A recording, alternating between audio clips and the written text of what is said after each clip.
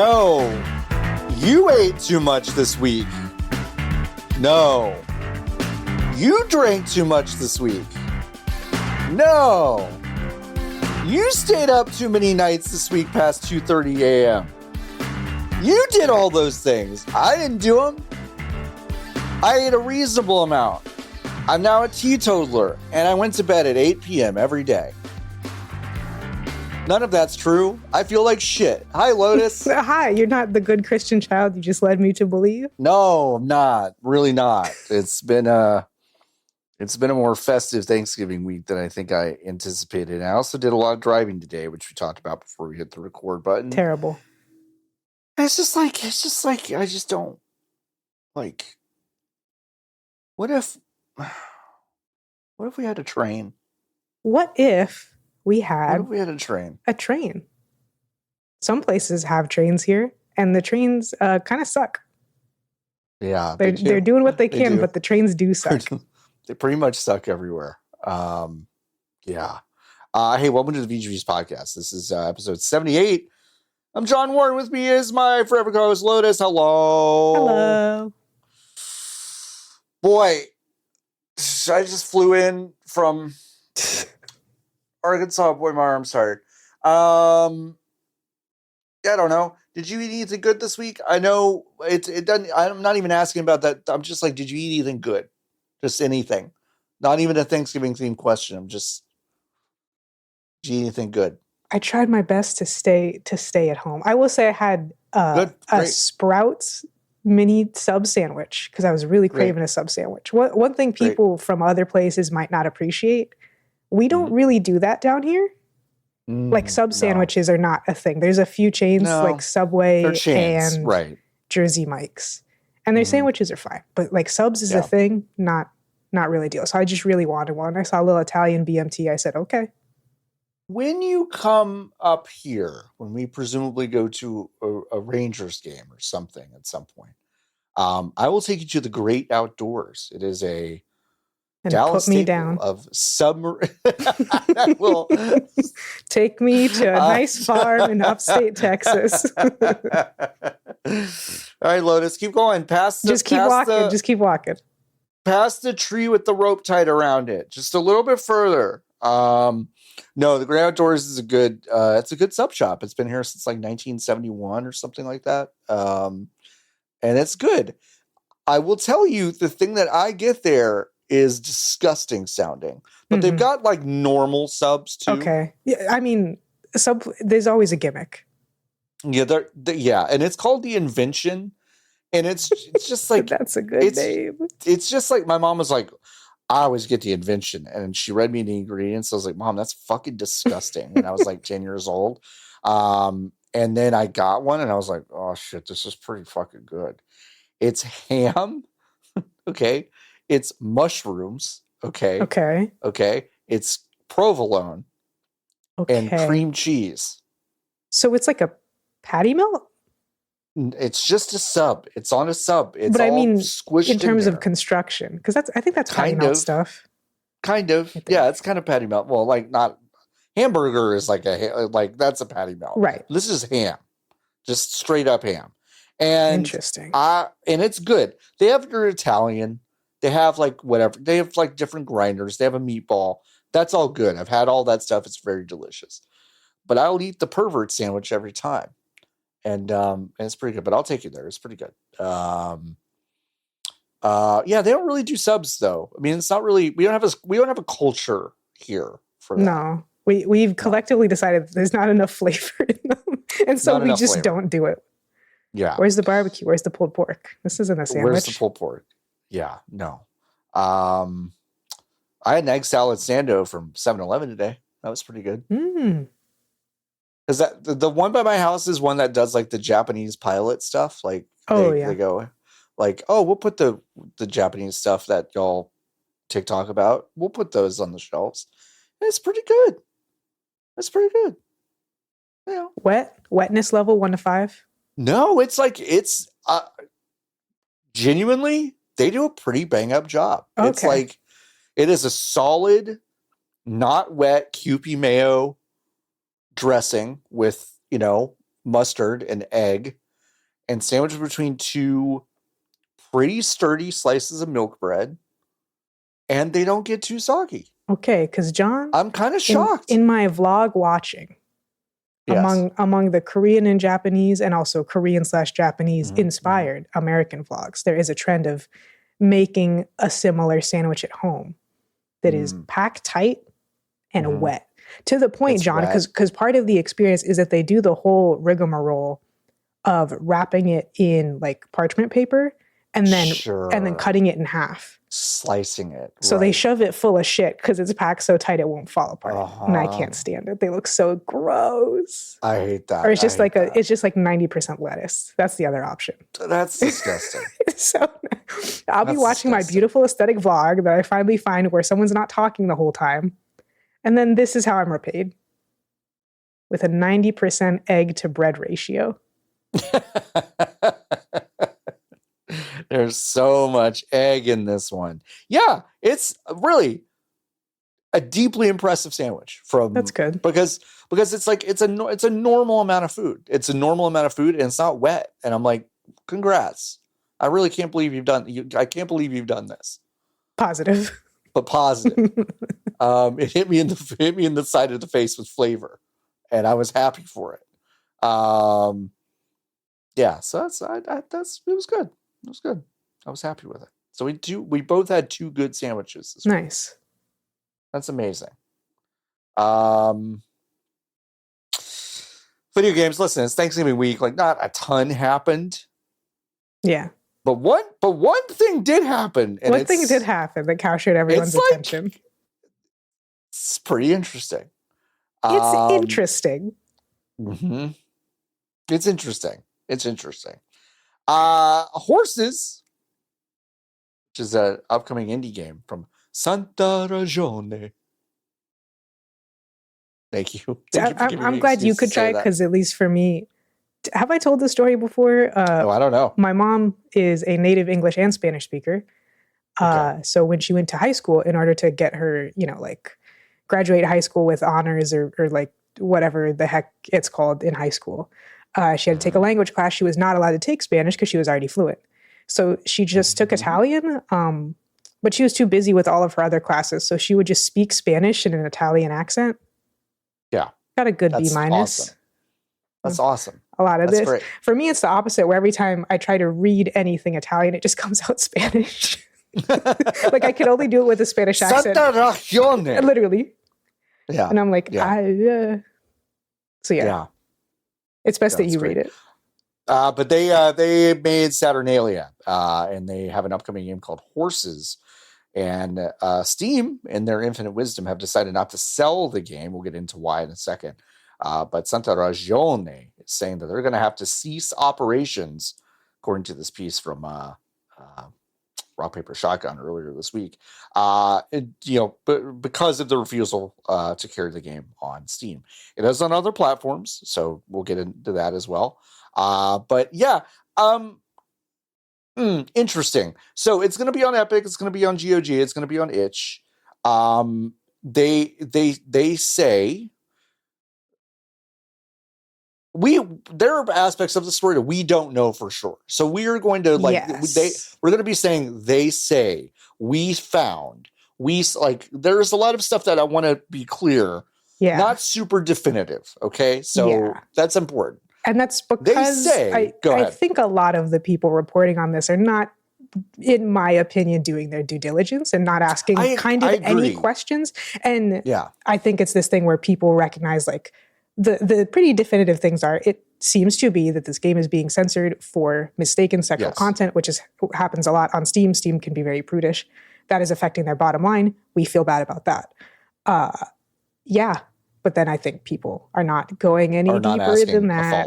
Instead, So go ahead. The dev is basically saying that the Steam saw an unfinished version of the game where it was depicted that a child gets a piggyback ride from one of the horses in the game, and I don't need to explain anything else. No, that's disgusting right off the bat. Don't you understand? Take that shit out. Take that shit out of here. Okay, listen. The horses in this game are like naked adult slaves in horse masks. Okay. So it is a child getting a piggyback ride from one of these characters, and it was flagged by Valve, they say, for as being sexual conduct involving a minor, which it's not. Is it provocative? Sure. Yeah. But those are not the same thing. Critically, those are not the same thing. And so on the eve of this game's release, the dev has basically taken to the internet to say, hey, this is going to be out on Steam. They're not giving us an explanation why, really. They're not really talking to us past that initial rejection. Right. They said it was for as being sexual conduct involving a minor. They didn't say it's because of this scene. They're just like, right.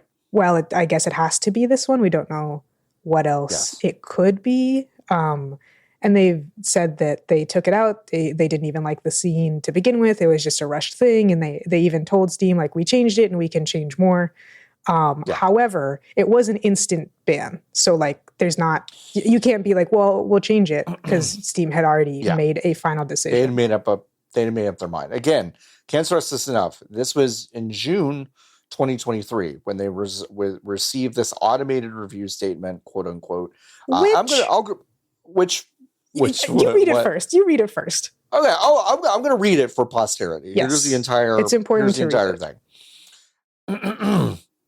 After review, we will not be able to ship your game Horses on Steam. While we strive to ship most titles submitted to us, we found that this title features themes, imagery, or descriptions that we won't distribute. Regardless of a developer's intentions with their product, we will not distribute content that appears, in our judgment, to depict sexual conduct involving a minor. While every product submitted is unique, if your product features this representation, even in a subtle way that could be defined as a gray area, it will be rejected by Steam. For instance, setting your game in a high school, but declaring your characters are of legal age would fall into that category and be banned. This app has been banned and cannot be reused. Resubmissions of this app, even with modifications, will not be accepted. What does automated mean?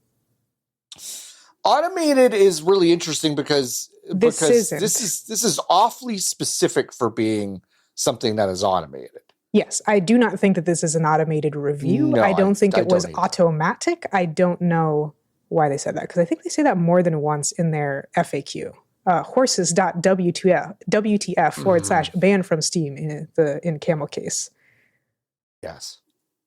Yeah, that's odd. Like that's one of many things that stuck out as odd to me, and I was like, why did they say that? Because that's just kind of blatantly not true. They reproduced the text in quotation marks, so presumably verbatim, and it's like, well, that's not automated.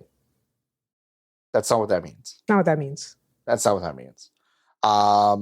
And yeah, I don't know if there's I actually don't know like I don't know the answer to this question. Is there a potential language barrier for it? Could be, stuff? But even then, I think that there are other issues on the FAQ that point to it not being a language barrier. Agreed. The FAQ, yes, at times resembles something that our go-to would write, in the sense that large portions of it are a lot more about. I guess what you would call like politicking or political posturing than anything resembling questions that would actually be asked of the studio regarding this situation. It seems more that they are trying to make their case politically than actually just kind of trying to like lay out the facts of what happened. And I think automated review is one of those things. I think they refer to Steam as a de facto monopoly, like quote unquote, at least 2 times, maybe 3 or 4. It comes up often in the things that they've said about this. Yeah. The FAQ is a big one. We'll actually link it on the show notes if you want to go see it. But if we'll just go to horses.wtf, you'll be able to see that. The FAQ is charitably not a list of questions that people are asking them. A handful of them are. There's like 3 or 4 that are. But there's like 15. Whenever I do see an FAQ and it's just clearly kind of like either a feature list or just kind of like a posturing document, it's like, I don't think you need to put that in. I don't think you need to nest that in your FAQ. That's very nitpicky of me, but that's how I feel about it.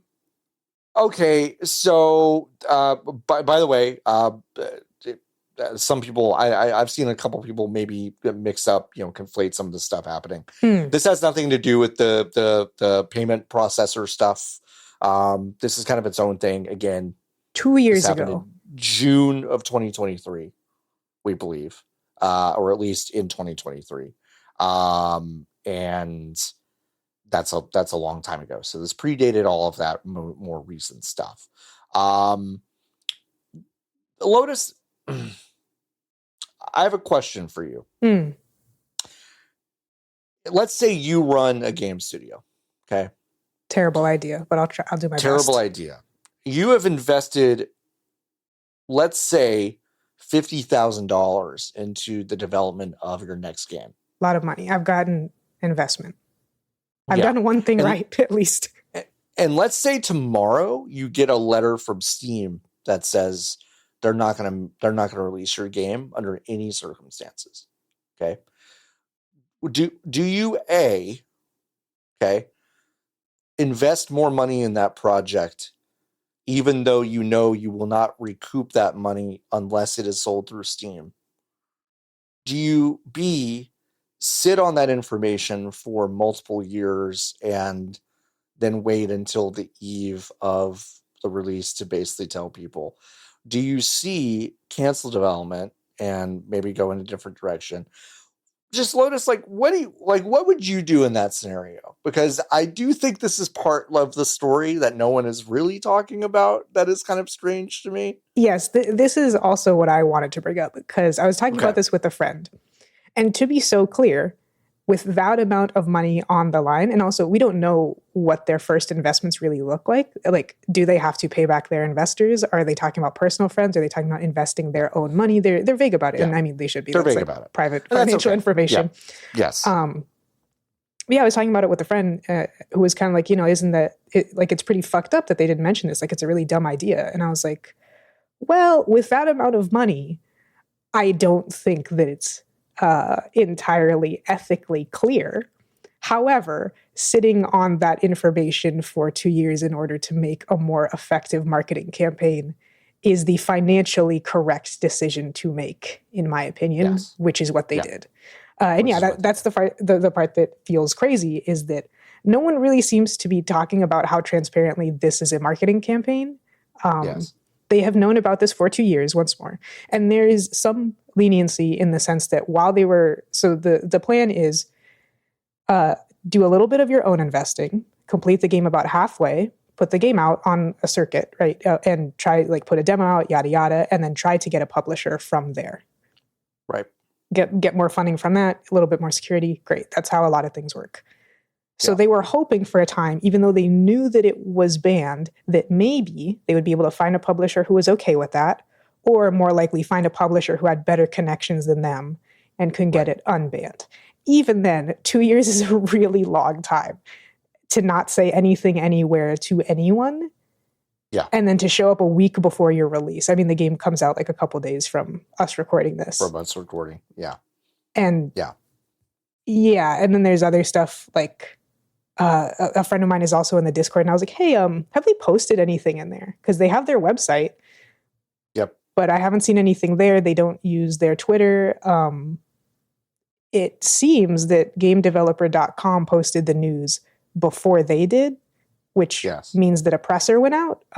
They also simultaneously uploaded a new press kit and a new launch trailer to that press kit. So, it just feels awkward that no one is kind of mentioning this. It does feel like a dereliction of duty to not be like, hello. So they knew about this the whole time. This is a marketing beat. I feel for them. I think it's the smart thing to do, but that doesn't mean that it's not weird. Yeah. Yeah, and again, those things can all be true at the same time. Like, that's the thing, is that all of these things I think are kind of true simultaneously. I think this dev made an odd decision to continue to trudge ahead without saying anything.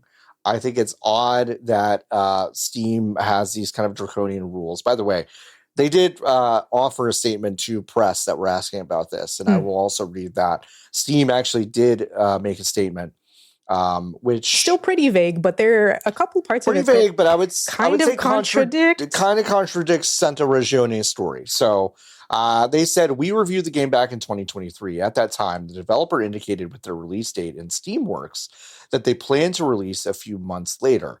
Based on content in the store page, we told the developer we would need to review the build itself. This happens sometimes if content on the store page causes concern that the game itself might not fall within our guidelines.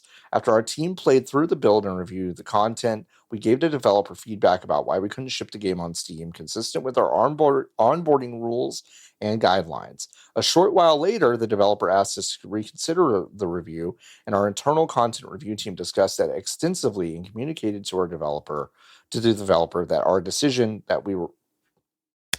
One more time. A short while later, the developer asked us to reconsider the review, and our internal content review team discussed that extensively and communicated to the developer our final decision that we were not going to ship the game on Steam. Now, I think the crucial detail here that I don't know that we're going to get from anyone is when Steam went back to them and said, the first time, we're not going to publish this game.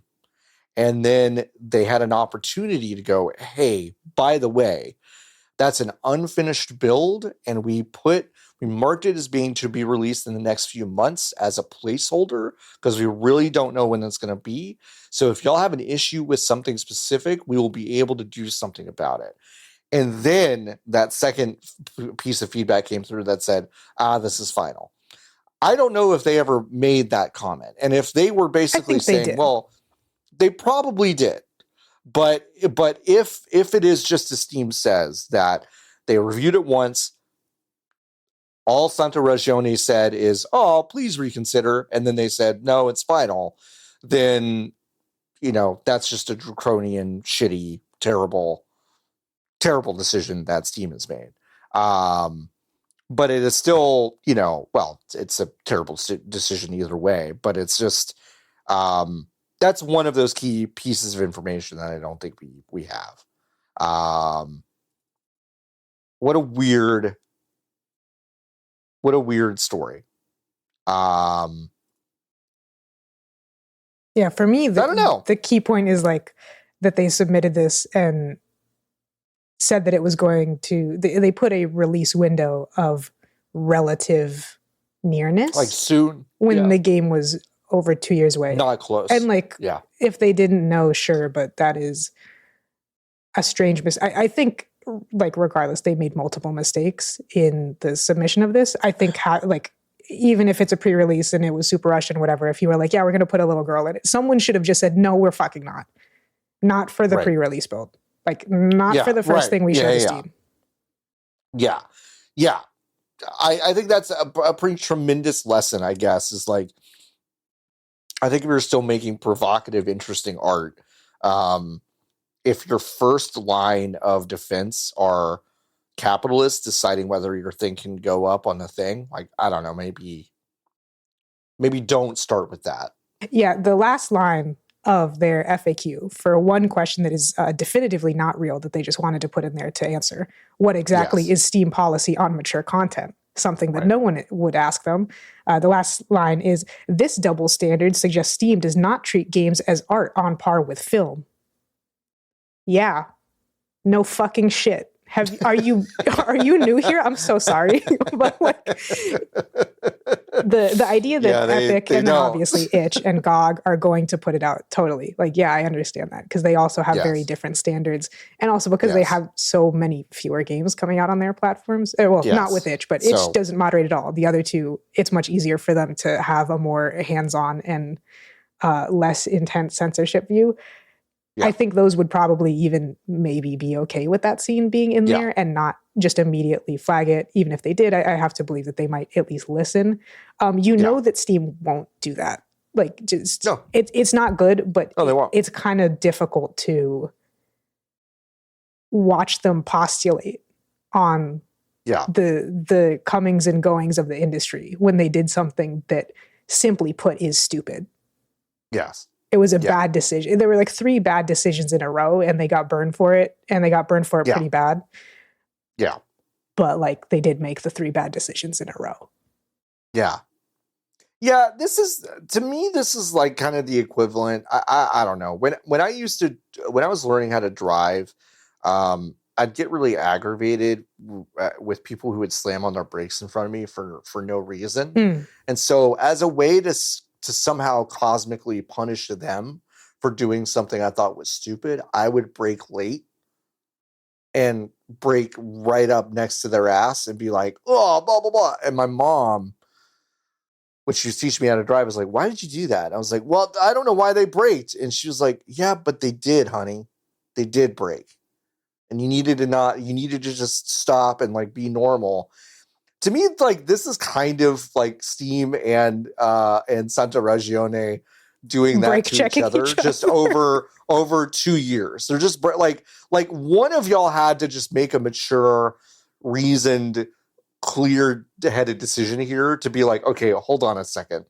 Let's reset the table here and like have a real conversation about this instead of what appears to have happened, which is just kind of like a number of, I would say, questionable choices just made one after the other. I want to also be, again, very clear. I feel like we've made it clear, but I don't know if you've really, listener, internalized it. This game should be released on Steam. Like, it should be there, okay? A dev can make decisions that I think are silly, and I think they could probably be shooting themselves in the foot a little bit. And it does not at all mean that I think their game should be censored because they made some silly decisions. Yeah. That's fucking crazy. A footnote on this is that, GOG is kind of doing their own little mini press tour saying, hey, we're like really proud to sell this game.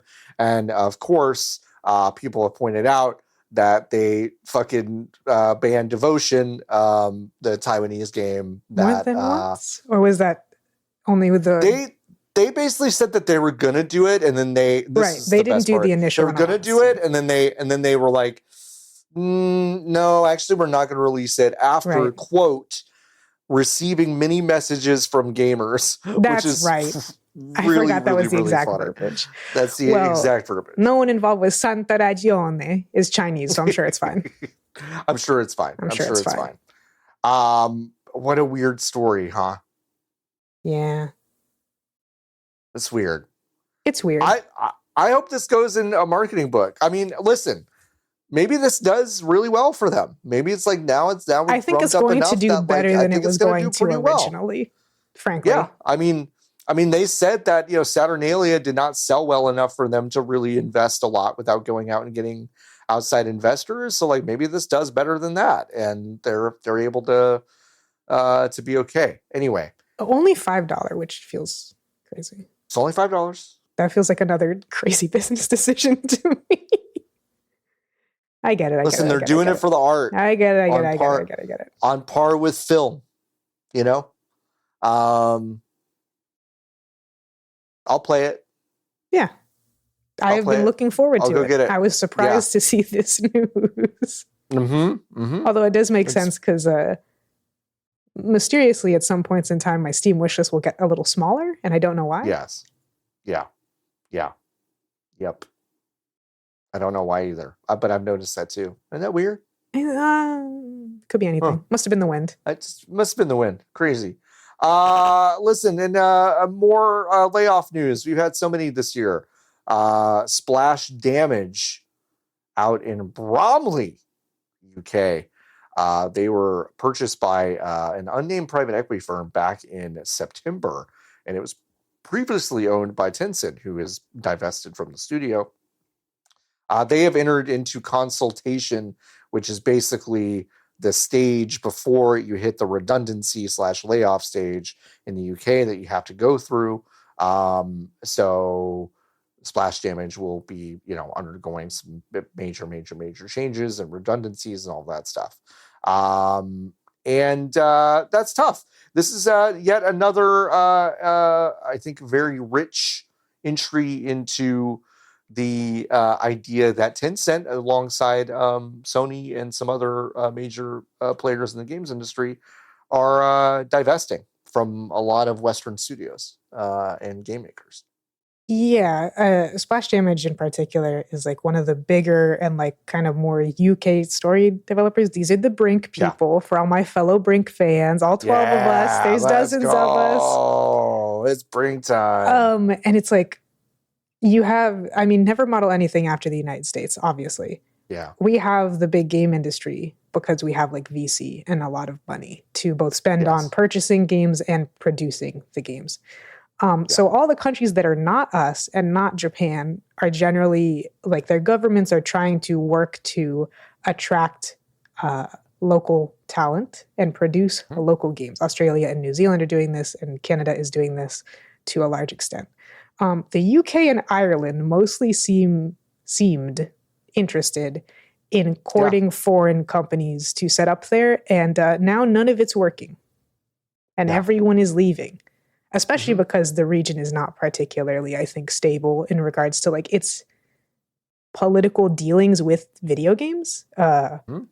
Its funds aren't even particularly stable. Like the government-backed video game funds changed like just recently. Not that they're the biggest change in the world, but they change like every year. So that sucks. Wow, it sucks a lot. It sucks a lot. But Tencent in particular has continued to divest from a lot of their smaller satellites because, I mean, very frankly, they don't know what to do with the small ones that aren't making like super good games all the time.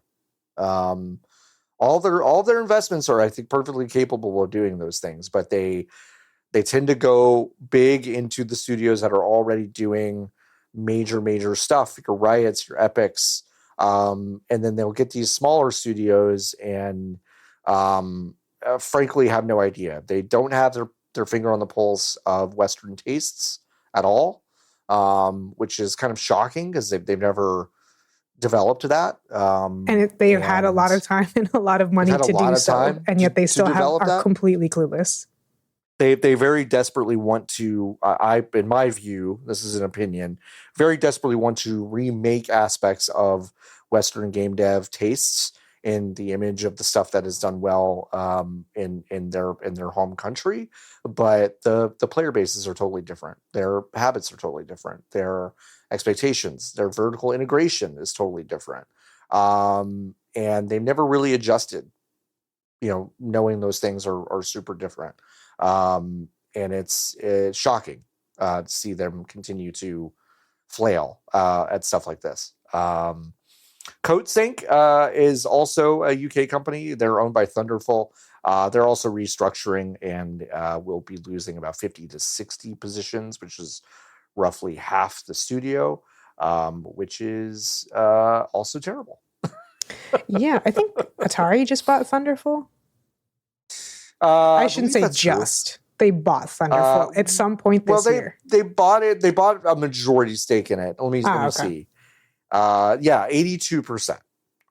82% of the business, which is wild. Yeah. Because 82% of the business was purchased for $5.3 million. Thunderful's not a large.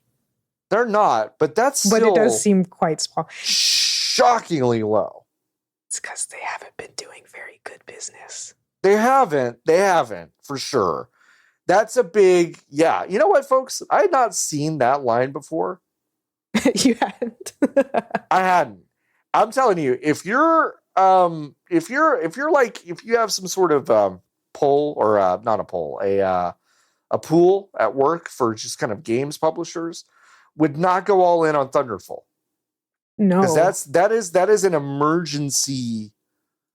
That's an emergency investment. To be fair, they got an emergency price tag. God. Yeah, no, I know. That's what I'm saying. Like, that's big time. 82% of business for $5 million. Jeez Louise. Now this pisses me off. Atari bought 333,330,334 shares. Mm-hmm. Fuck you. I know. Fuck you. Fuck you. Fuck you. You think you're not Expedition 33? And there's 33 developers? C'est developers. Yeah. Anyway, UK games industry is in a fucking free fall, and it stinks. I know a lot of, even like big and small companies there are historically important. Historically important ones have had just a rotten year.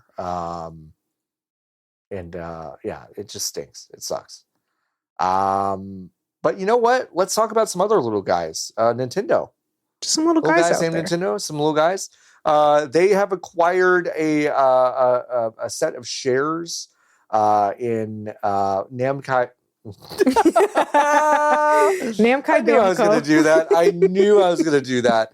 In Bandai Namco. When writing this, I almost wrote Bamco Singapore many times because I just think of them as Bamco. Bamco. The studio Singapore, Bandai Namco. They help Nintendo develop a lot of their projects already, and Nintendo has just basically decided to make that more of a major acquisition, getting 80% of those shares, which will finalize on April 1st, 2026. Yeah, and like Bandai Namco at large co-devs a lot of Nintendo games. I mean, I think famously Kirby Air Riders, maybe everything that Sora Limited does from now on, Kirby Air Riders, and then also SSBU were both co-dev by capital B, capital N, Bandai Namco, as opposed to a subsidiary. This is their Singapore studio, and so like we can just say it. No matter how many titles they're credited on, number one, this is a South Asian studio.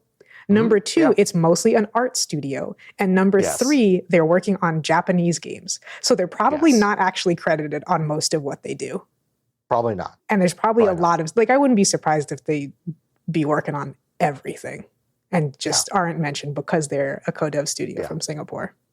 Yeah. And if you're curious about like, okay, well, it's only 80% of the, the shares in the company. What does that mean for kind of the independence of the studio? It means it's dead because it is actually going to become a full subsidiary of Nintendo and will basically be renamed as Nintendo Studios Singapore. No, there is no more Bandai Namco Singapore studio as of April 1st, 2026. So, salud. Farewell. Goodbye. Farewell. Auf Wiedersehen. That's gonna be interesting. I mean, it's just because it is an art studio. I do think it kind of continues. I agree with you here in your notes that it's like the continued Disneyfication of Nintendo, which Nikki was here to discuss that with us because it's definitely something they pointed out a bunch of times. And them trying to kind of spread into South Asia a little more. Like they very obviously, like a lot of other devs, but I think Nintendo more so than other people see it as like a big emerging market that they can get their hands in and on. Yeah, no, totally. Which, it's it's good, good for them. It's probably good smart. Work if you could get it. It's probably smart. Probably smart. They got a lot of stuff going on. I wanted to throw this little piece in there about DRAM. DRAM, if you were in the market for like a DDR5 RAM set, then boy, oh boy, you're not looking at anything reasonably priced at this point. A 64 gigabyte of DRAM at the moment is going to run you about the same cost as a PlayStation 5. It's about $50 less than a PS5 Pro.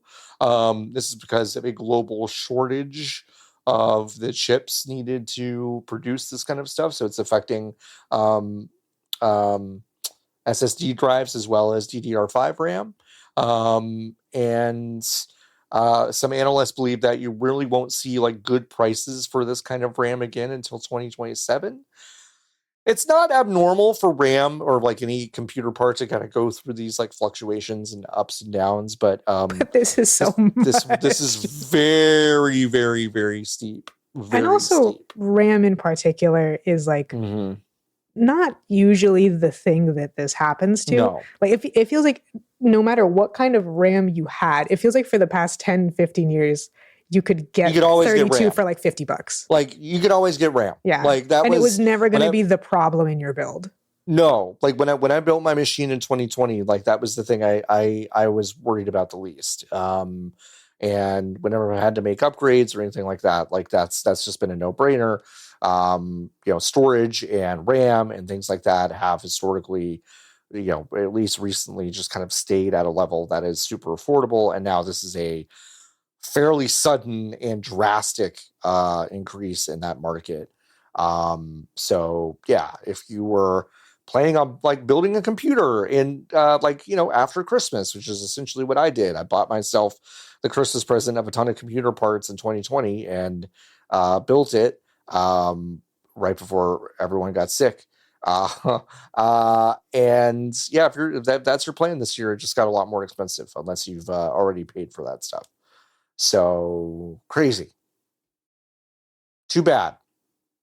Trump take RAM. The tariffs. Have I told you that this is the echolalia in my household for the past several months is no, really? The tariffs. But the gasp is really important. It's not just the tariffs. It's really important. Or like a really gentle hand on the shoulder. The tariffs. Girl, really the tariffs. It's really good. About like hamburgers. Anything. That's perfect. And then also just a final note, it's not really news, it's something I think is cool. The game called Demon School, which is out now. It's on my list. I have a code. Listen, folks, you don't play games. If you send me a code, like I'll get to it. I always do. Yeah. It's just not in the fucking window you maybe want me to. Thankfully, I'm very clear whenever I get codes or I'm offered codes. I'm like, I don't promise you a single thing on this planet. I'm so sorry. It's a good example, like baby steps. I got baby steps, and then what did I do? I fucking sat on it for 2 months and I wrote something about it. So like that's VGBs.com. That's what VGBs.com. So like, and then you know what? A lot of people liked it. How many people were like, great review on this? Great review on no. You wait 2 months and then you have some minority write something about your game. You got one of the wokies to write something. Yeah, you get one of the wokies. Hey, Devolver, get at me. Let me know how many units you sold yesterday. Okay, a baby. Let me see those wokie numbers. Let's see the ping back on those links. Listen, I'll get to it. All right, but Demon School, one of those games that very Persona inspired RPG. I appreciate that they've done low numbers. They're low number RPG. I like low number RPGs. Big fan of that. But they're doing credits differently. They did credits differently in their game. Listen, I don't want to say that they're the first people to do this. I know that they're not, but I also want to say they called attention to it. I think it's really cool. In the credits of this game, they actually, say what people did, kind of their title, but they also specifically list the things that they've done in the game itself, which I think is really neat. I think that's nice. I think that's a fun little detail. Because especially with indies that are small, that are making games like this, everybody wears a ton of fucking hats, and you'd be shocked. Like the games I was making at my studio back in 2013 or whatever. It's like, John, he ran the payroll. He did the fucking hiring, and he like put people in the right place because he doesn't know shit. Also, he did the scripting for like 45% of the game. Which is just like, you wouldn't know that if you just put it on a thing in the credits, right? So we should have done that. It's like another good example. We had, we had an artist that mostly did, art stuff, but then had an idea for like a side quest and like, did kind of the beats for that. It's fun. It's great. And so I'm like, I like that these indies, I like that Demon School did it this way. And I hope that's a thing that people maybe think of doing in the future, because big AAA studios, you have less room for that. You're more siloed. Yeah, because these are paragraphs. Yeah, of stuff that individual people paragraphs of stuff individual people did, and it's like I saw this and I was like, yeah, that's kind of the fucking deal. Like with these indies, and it's fun, it's neat. It's like it gives you an idea of how this stuff gets made. Yeah, so thought that was neat. Yeah, we talk about some stuff that we played. Oh, go ahead. Just real quick, because sometimes I think about this is like a somewhat infamous or famous, depending on the kind of person that you ask, story about Fallout 4, right? Which is that for a period of the development to fill up like a bunch of side quests, they just had like everybody at the studio just like write a 1-sentence quest on a piece of paper, and they put them in a hat and drew them out. And it's like, those motherfuckers didn't get credit for I'm sure some random QA person would have loved to have their writing credit. Sure, it was just one line. Like they didn't build the thing, but like that's a start. Absolutely. Give people their Moby Games credits. Give it to them. Yeah. Yeah. And I think that's a good point. I mean, like credit is such a hot topic in the industry, and like, doing this, what Demon School is doing is really, really thorough and great, but the bar's in the toilet. The bar's in the toilet. The bar's in the toilet. You have artists not getting credited for doing art. Straight up not getting credited. You have people entirely left out as well. Like that's not even getting into that conversation, which we very gently touched on with the Bandai Namco Singapore news. But like, yeah, there's entire studios who either aren't in at all, or it's like all localization, localization Studio 12, or for the people playing at home, I'm squinting at the camera. you go to mobygames.com. Mm-hmm. You scroll down on the credits. You see entire companies listed under special thanks. Yeah. What did they mean by that? What do they mean? Does that mean they did anything? Does that mean that Sakurai had a really nice conversation with someone at Bandai Namco, but doesn't, they're not clear to say, like, what does that mean? Or didn't remember who it was? I just don't even remember who that was. Fuck. Like, yeah, it's silly. It's really silly. I do know what it is. It's partially unions. Unions help films and television. Yeah, like if you sit at the end, and also like listen, movies and TV has their own issues. I'm not saying it's like a one-to-one. But simply, we're in the toilet. They've at least gotten to the sink. But they've gotten to the sink because if you go to see, one of these fucking Marvel movies and you sit through the fucking credits, I mean, yeah, they put shit at the end of those, but as a way to put you through the ringer. But I miss the opening credits, where it's just like people walking around and they just scroll on the screen. I miss it. It's great. Anyways. But those credits are so fucking long because they tend to kind of give credit to everybody individually. They don't do a whole lot of stuff that is just like lumping everything into one company. They will have a company labeled and then they'll actually list the people that are on it. It's like, it makes sense. Games are in the toilet at this regard. Yours truly has been on the receiving end of receiving no credit for a published game that he was involved with, and I'll never forget it. I'll never forgive the people that did that. It's crazy to me that this is something that happens. And so, yeah, I feel very strongly about the crediting problem in games. And so, Necrosoft, nope, not Necrosoft. Is it Necrosoft? Isn't it Necrosoft? It's Necrosoft. You know what I just did?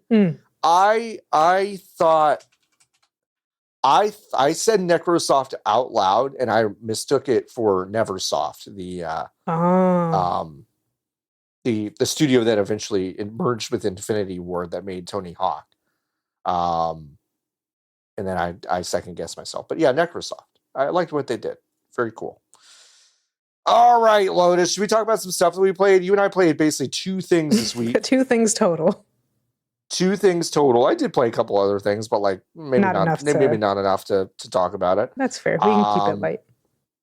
But my God, Lotus, what's gotten into you? You played another game that came out. Can you imagine who is this person sitting before you? I don't get it. John, get the doppelganger gun. You're gonna have to try it again. I know. Crazy. But you played a game called HYPERBEAT, which like I didn't know about this, but boy, it is scratching a very specific what's that game now? Shit. Osu? Well, also that.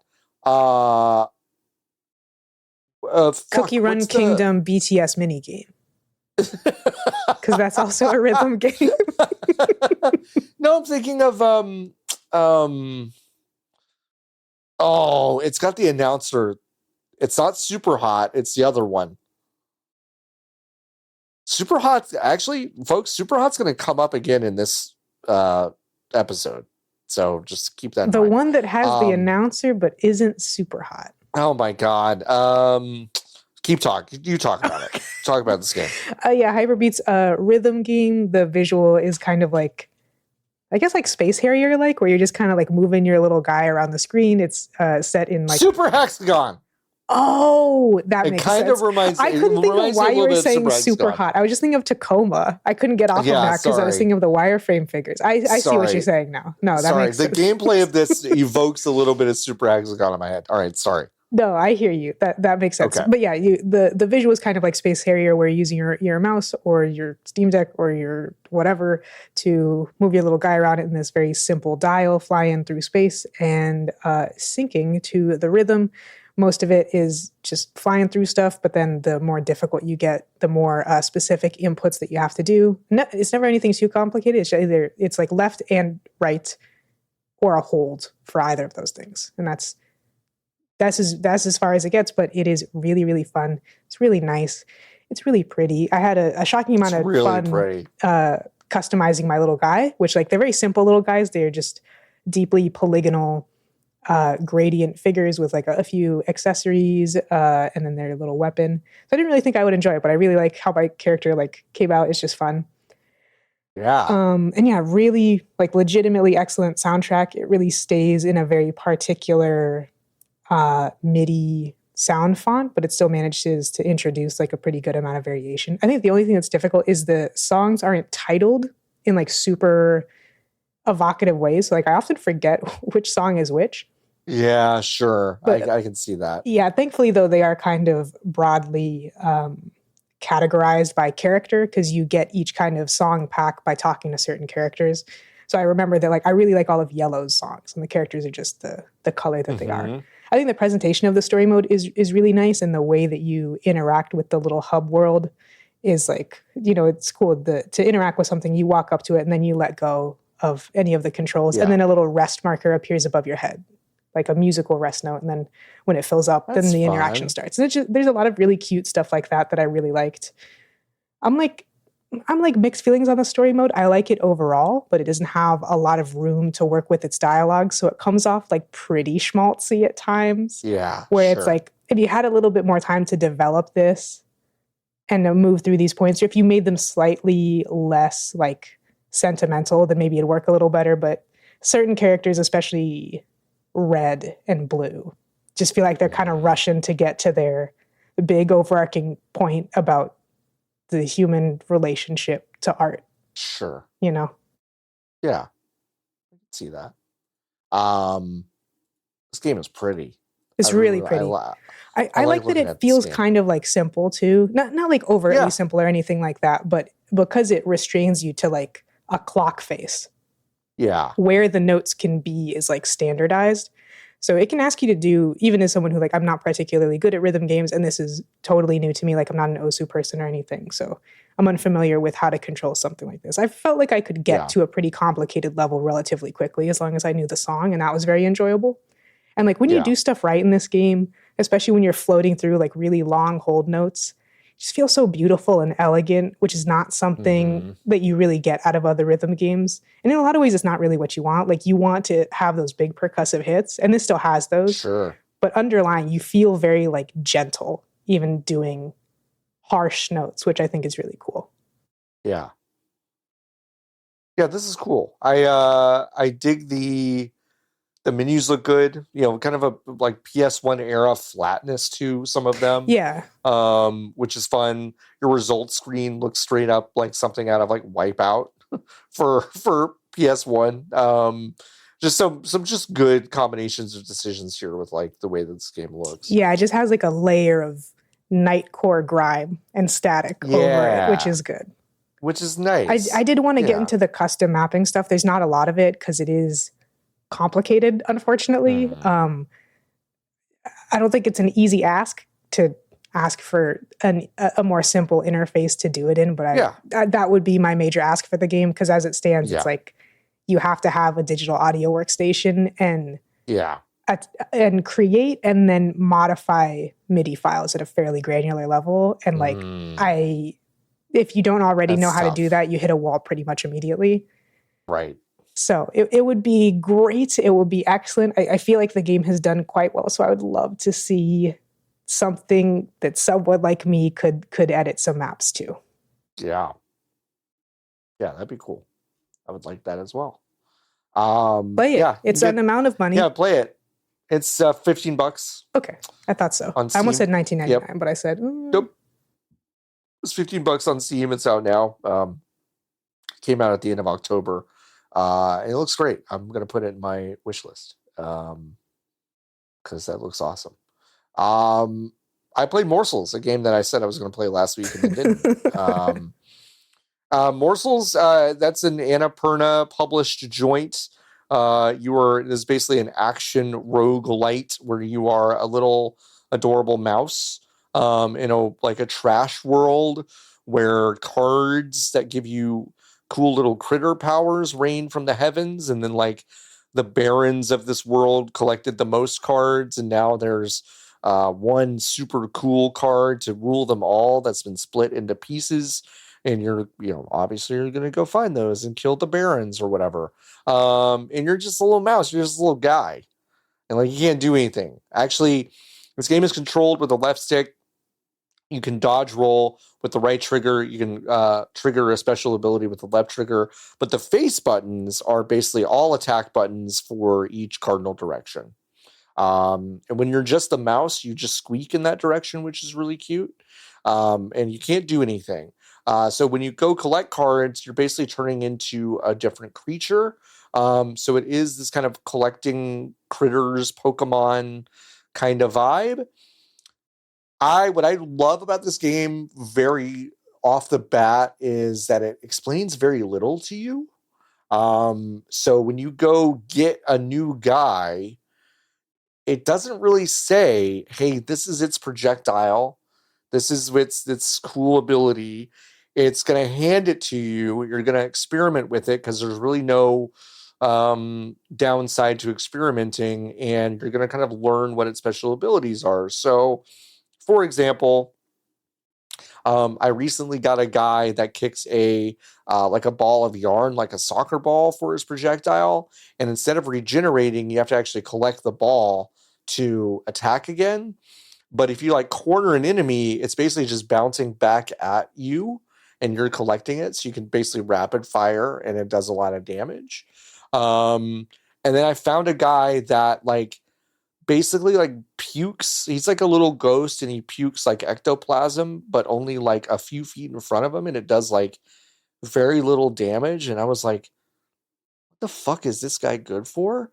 But then I did a dodge roll, and you can just you can go anywhere on the map. So there's an artificial depth to the map where there's some stuff like turrets and some other things up on the walls that are shooting at you. Oh, I see. But with the ghost guy, you can just go up there and kill the stuff and create shortcuts for yourself, because each of the D-pad buttons switches you between the different guys that you've collected. Right.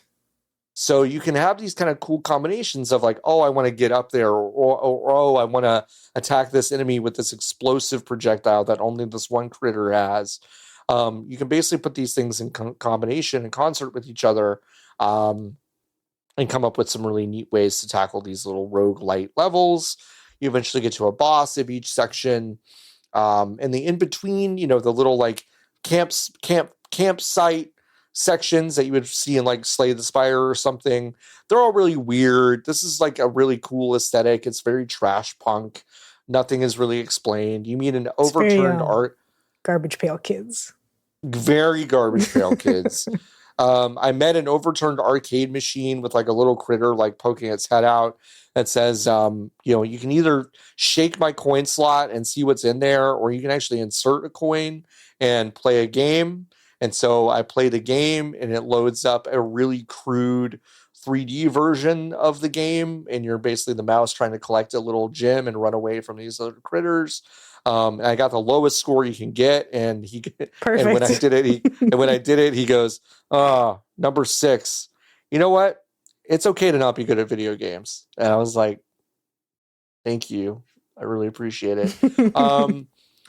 So you're meeting a bunch of stuff. There's a whole lot of little things that it's very clear that this is going to unlock that. Oh, you found a secret. That's going to mean something later as you progress through these roguelike things. I'm not fully cleared the full thing yet. So there could be a lot of stuff I'm missing even now, but your little hub world is in the sewer. You can give a hug to a giant trash guy that's kind of directing your every move. And when you give a hug, you make this cute little sound.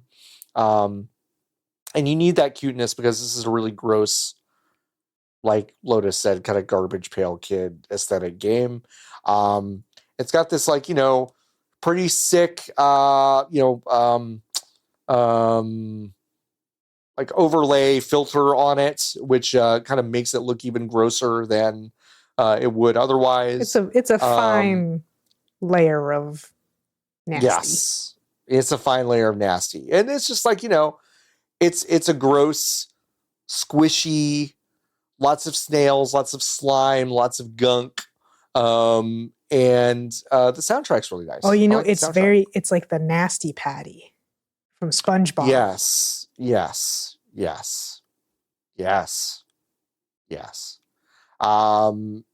And yeah, I don't know why I keep saying critter because they are called morsels in this game. Yeah, well, they're critters. They are critters. But yeah, I dig this. I would love to do a full clear because I have, a pretty clear idea that this is going to open up in interesting ways once we hit that point, but I haven't done it yet. So I will report back, but I have enjoyed what I've played of this. You can go get it now. It is, it's on sale actually, until December 2nd. So, only a day or two after you probably hear this, but it's on sale right now for $13.50 on Steam. So yeah. Not a bad launch sale. Not quite not a bad launch, but sale. it's first. Ooh. Oh, my camera died. Well, I heard you go oop, and I was like, well, what happened? And I was like, oh, my camera died. Just completely, but it's weird because I can still kind of see, it has a slight off black color to it. Here we go. It's coming back. Here we go. Oh, here we go. Wow, no. Any second. Just now. And go. Oh, interesting. Oh, folks. Is it beefed? My camera maybe shoot dead. Oh, like permanent? Oh, I don't know, but it's not turning back on. Well, that's new.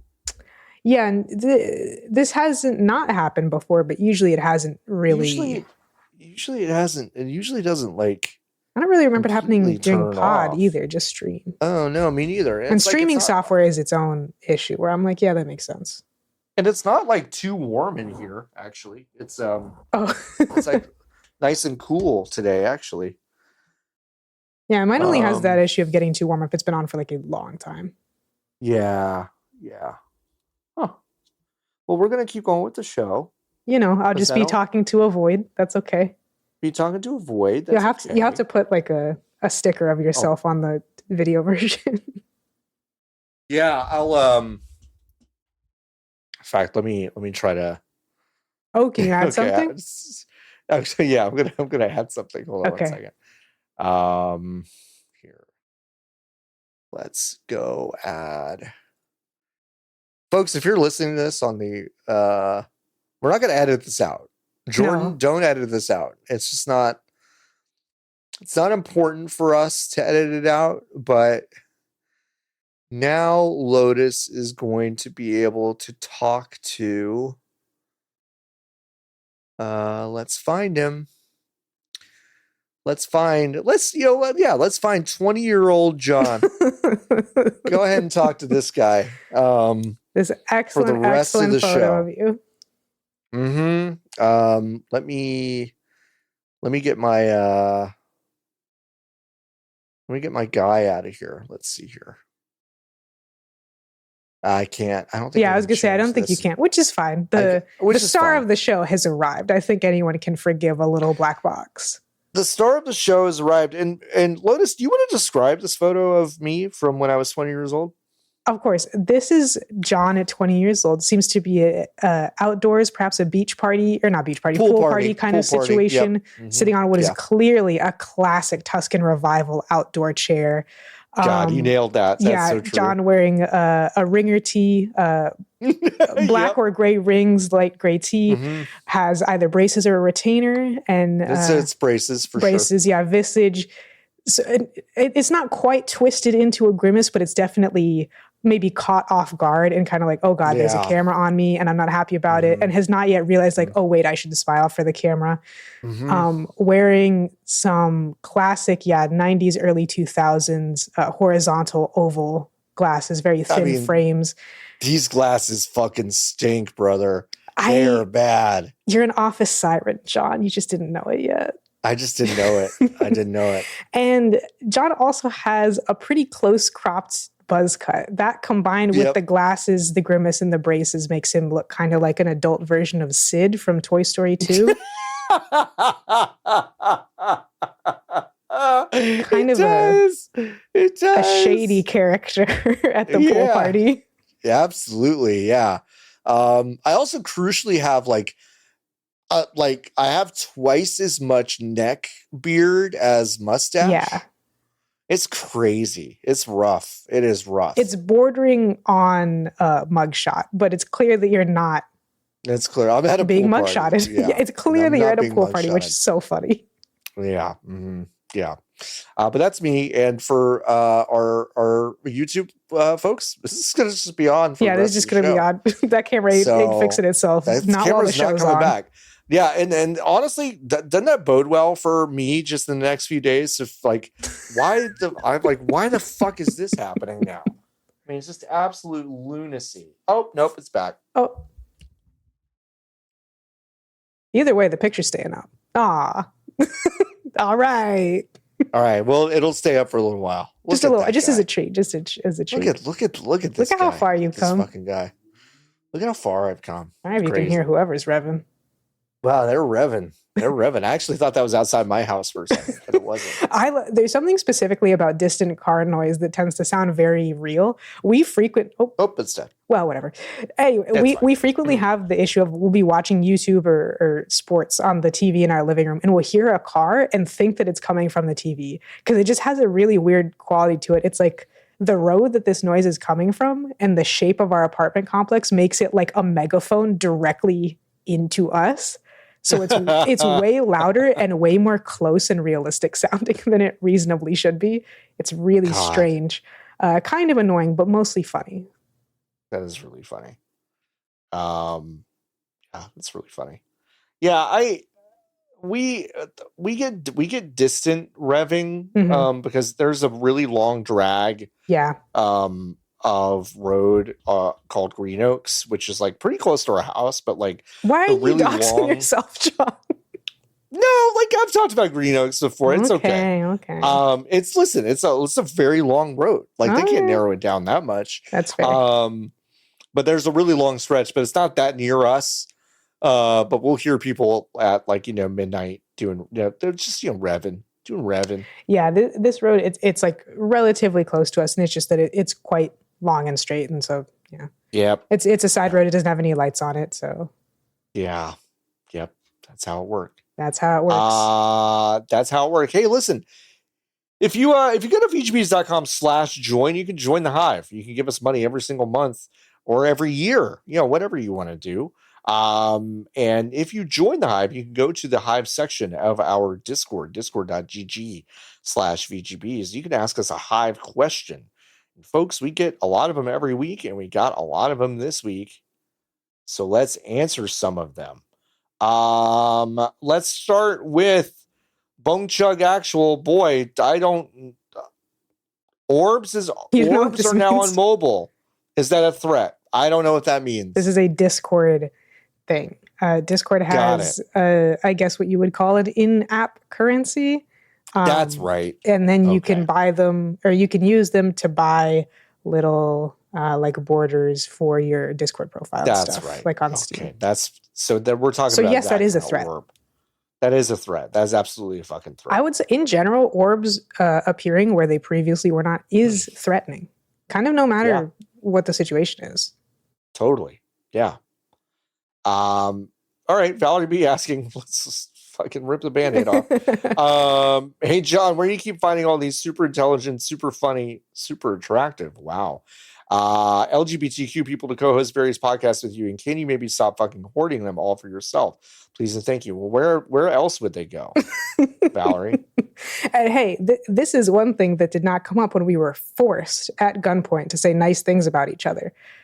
As much as John is hoarding us, it is also true. John is the only reason that you know who any of us are a lot of the time. John will laugh and John will brush this off, but especially at Fanbite, a lot of the queer people and the people of color that you like in games got their first byline because of John. And specifically because John wants the industry to be more diverse. That may sound crazy because of the slurs he's always saying, but it's true. And also we just kind of like him. Can't even see the face I'm making. I was good. Is it the same one as young John? It's the same one. It's the same one as 20-year-old John, except beat red. Yeah, no. Listen, Lotus is right. Since she said it first, I'll piggyback. Objectively true, I must say, because the thing is too. I swear, John, there was one point. This might have been on a pod. I don't remember what it was. Maybe you were just mad on Blue Sky, which can happen. Yep, talking about how diversity happens, and you were like, "It's actually not hard." I just found I didn't even find talented people. Talented people gave me their resumes, and I said, "Yeah, okay." Yeah, they gave me the resumes. Were like, if they fucking wrote a blog for someone or themselves, or like, it wasn't hard. I remember the day you're talking about, and I actually remember specifically what I was mad about. But it's not hard. There are people that are going to make that seem hard, and what they mean is that they got to a point where they built their team with their buddies who are not diverse, and now they don't have enough money to justify bringing on diverse talent. And I never understood doing it in that direction, and so I didn't. I found the weirdos to be my friend instead of I just collected the friends that were the same as me. I don't have a lot. See, that's the other thing, Valerie B. I don't have a lot of like total normie straight friends either. I just don't. Yeah, that's also. I have the ones I made in high school, and then that was kind of it. Now, why did that happen? I don't know. But I know you're joking about hoarding them, but very crucially, I don't want to hoard them in the sense that like I want them to be out in the world, making the industry a much better place. And if that's with me, then great, but that doesn't matter to me. So there are many people you would love to have jobs at other places, but those other places continue to not be super interested because people, they just don't have the experience. They just don't have it. They just don't have the experience. And critically, it's never been an important part of a professional workplace to have a training department or anything like that. I would rather just have someone who I already know and like working with and who's extremely overqualified that we can underpay. Yeah. Anyways. Good question. Thanks, Valerie B. Valerie B asking also a head scratcher. What sport would you watch more if it was more popular? I mean, I have an answer because I've started watching it more now, which is hockey.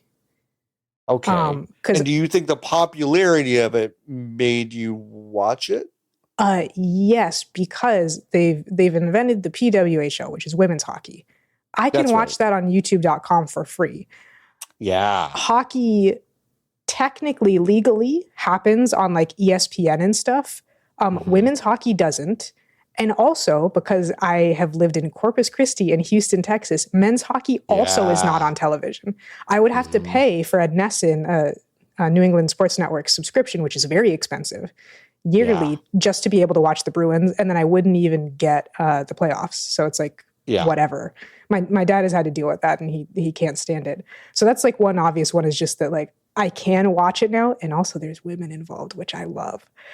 Yeah. So I'm watching it now when I didn't vote. And like now I catch NHL highlights too, just because I guess I'm watching it. I'm kind of watching it all now, even though I don't really get to watch men's hockey live ever. Right. Hockey's an interesting one. I guess I would say, I guess based on that answer, I kind of know what you mean. I would say for me, it's sumo. Like if it had like a footprint. I don't know if you can hear the thunder at my house, but it's thundering. No, that's nice though. I love that sound. It is nice. I love that sound. Like I think if sumo was like readily available on channels that I knew, and it had like a recap show and could kind of catch me up with like who's fucking slapping and throwing these days. The power rankings. I think I'd be into that. I think I'd like to watch that. And some of the community stuff, to be sure, too. It's nice. I have 2 roommates. We are a household of lesbians. So, like, even casually, we're just like, we'll watch hockey together. And so that's cool. And to yell at the television or be like, you guys need to be fighting more, even though we have no idea what's going on before, like, a replay comes in, because it's just a pile of people. That's definitely an important aspect of it, I think, even in a very small group. Yeah, that makes sense. Sports as a communal, like, fun thing is awesome. It's been a minute, really, since college that I've had that, and that was a lot of fun when I had it, for sure. Jason asking, who's your favorite Ninja Turtle? Wow, Lotus, do you have a favorite Ninja Turtle? Yes, because when I was a kid is when they first kind of restarted the TMNT animated shows. They had the first CGI one on Nick in like 2009, I think. And I like Donatello the most. Donatello is just a great choice. I also like how he had his gap in that version of him. I think he still has a gap nowadays in his Rise of the TMNT. Yeah. Yeah. It's such a cool kid answer, and it's like the stock cool kid answer, but it is Raphael. He's cool. Raphael had like, can I say something insane? Raphael kind of had a smoldering relationship with April O'Neil. No, that's true. Remember when they did the CGI movie, which did not look good, but they make it a whole thing, a whole love triangle sometimes. Yeah. And I was always like, yeah, Raph, like, you see it. Like, you get it. See it. Not this like, fucking hockey mask wearing human loser. Yeah, no, yeah, come on. What was that guy's name? Casey. Casey Jones. Yeah. Played by Elias Codius in the live action first movie. And third movie. He was in the third movie as well, I think. The third movie, Lotus, for $1 million, what's the third Teenage Mutant Ninja Turtle live action movie from the early 90s about? Oh, the early 90s live action? Mm-hmm. Yeah. Ooh, well, okay, hang on. One of them is called Secret of the Ooze. That's all I can really remember. That's 2. That's 2, okay. It's great. And that's with Vanilla Ice and Ernie Reyes Jr. as Kino, the pizza delivery boy. It's got Token Razor in it. It's got Super Shredder in it. That's great. And the slime, the ooze. But yeah, no, 3 goes in a slightly different direction. I'll say that aliens have taken Shredder and it's created a power imbalance, so they need to get him back. Yeah. No, they get a lamp from an antique shop, and the lamp transports them back to feudal Japan so they can stop. That's why I've seen pictures of him as a samurai. It's really wild. I forgot. It's really crazy. It's really wild. Kind of like an Animorphs Megamorphs situation where you just do the natural evolution of the thing. Because in Animorphs Megamorphs, the Animorphs can turn into animals, but it's not like Beast Boy. They can only turn into animals that they have touched before or that they've gotten a DNA sample of. So they introduce the Megamorphs books where the Animorphs go back in time so then they can get dinosaurs. Damn. It all makes sense. And then you say, well, they all have like Japanese weapons. They got to get to samurai times. Yeah, they got to get the samurai times. They got to get there. Yeah, I love like the first one, the first live action movie from like 1990 or whatever, is really dark, and I don't mean just in tone, but like the whole aesthetic of that film is it's very dark. You know, they did have to deal with their costumes. Yes, they had to deal with their costumes, which are like horrifying foam rubber. Presently rotting, like even worse than the little gremlins. Yeah, and because they were bad, if the lighting was really good, you could see the people inside the mouth. So the lighting had to kind of be kind of low.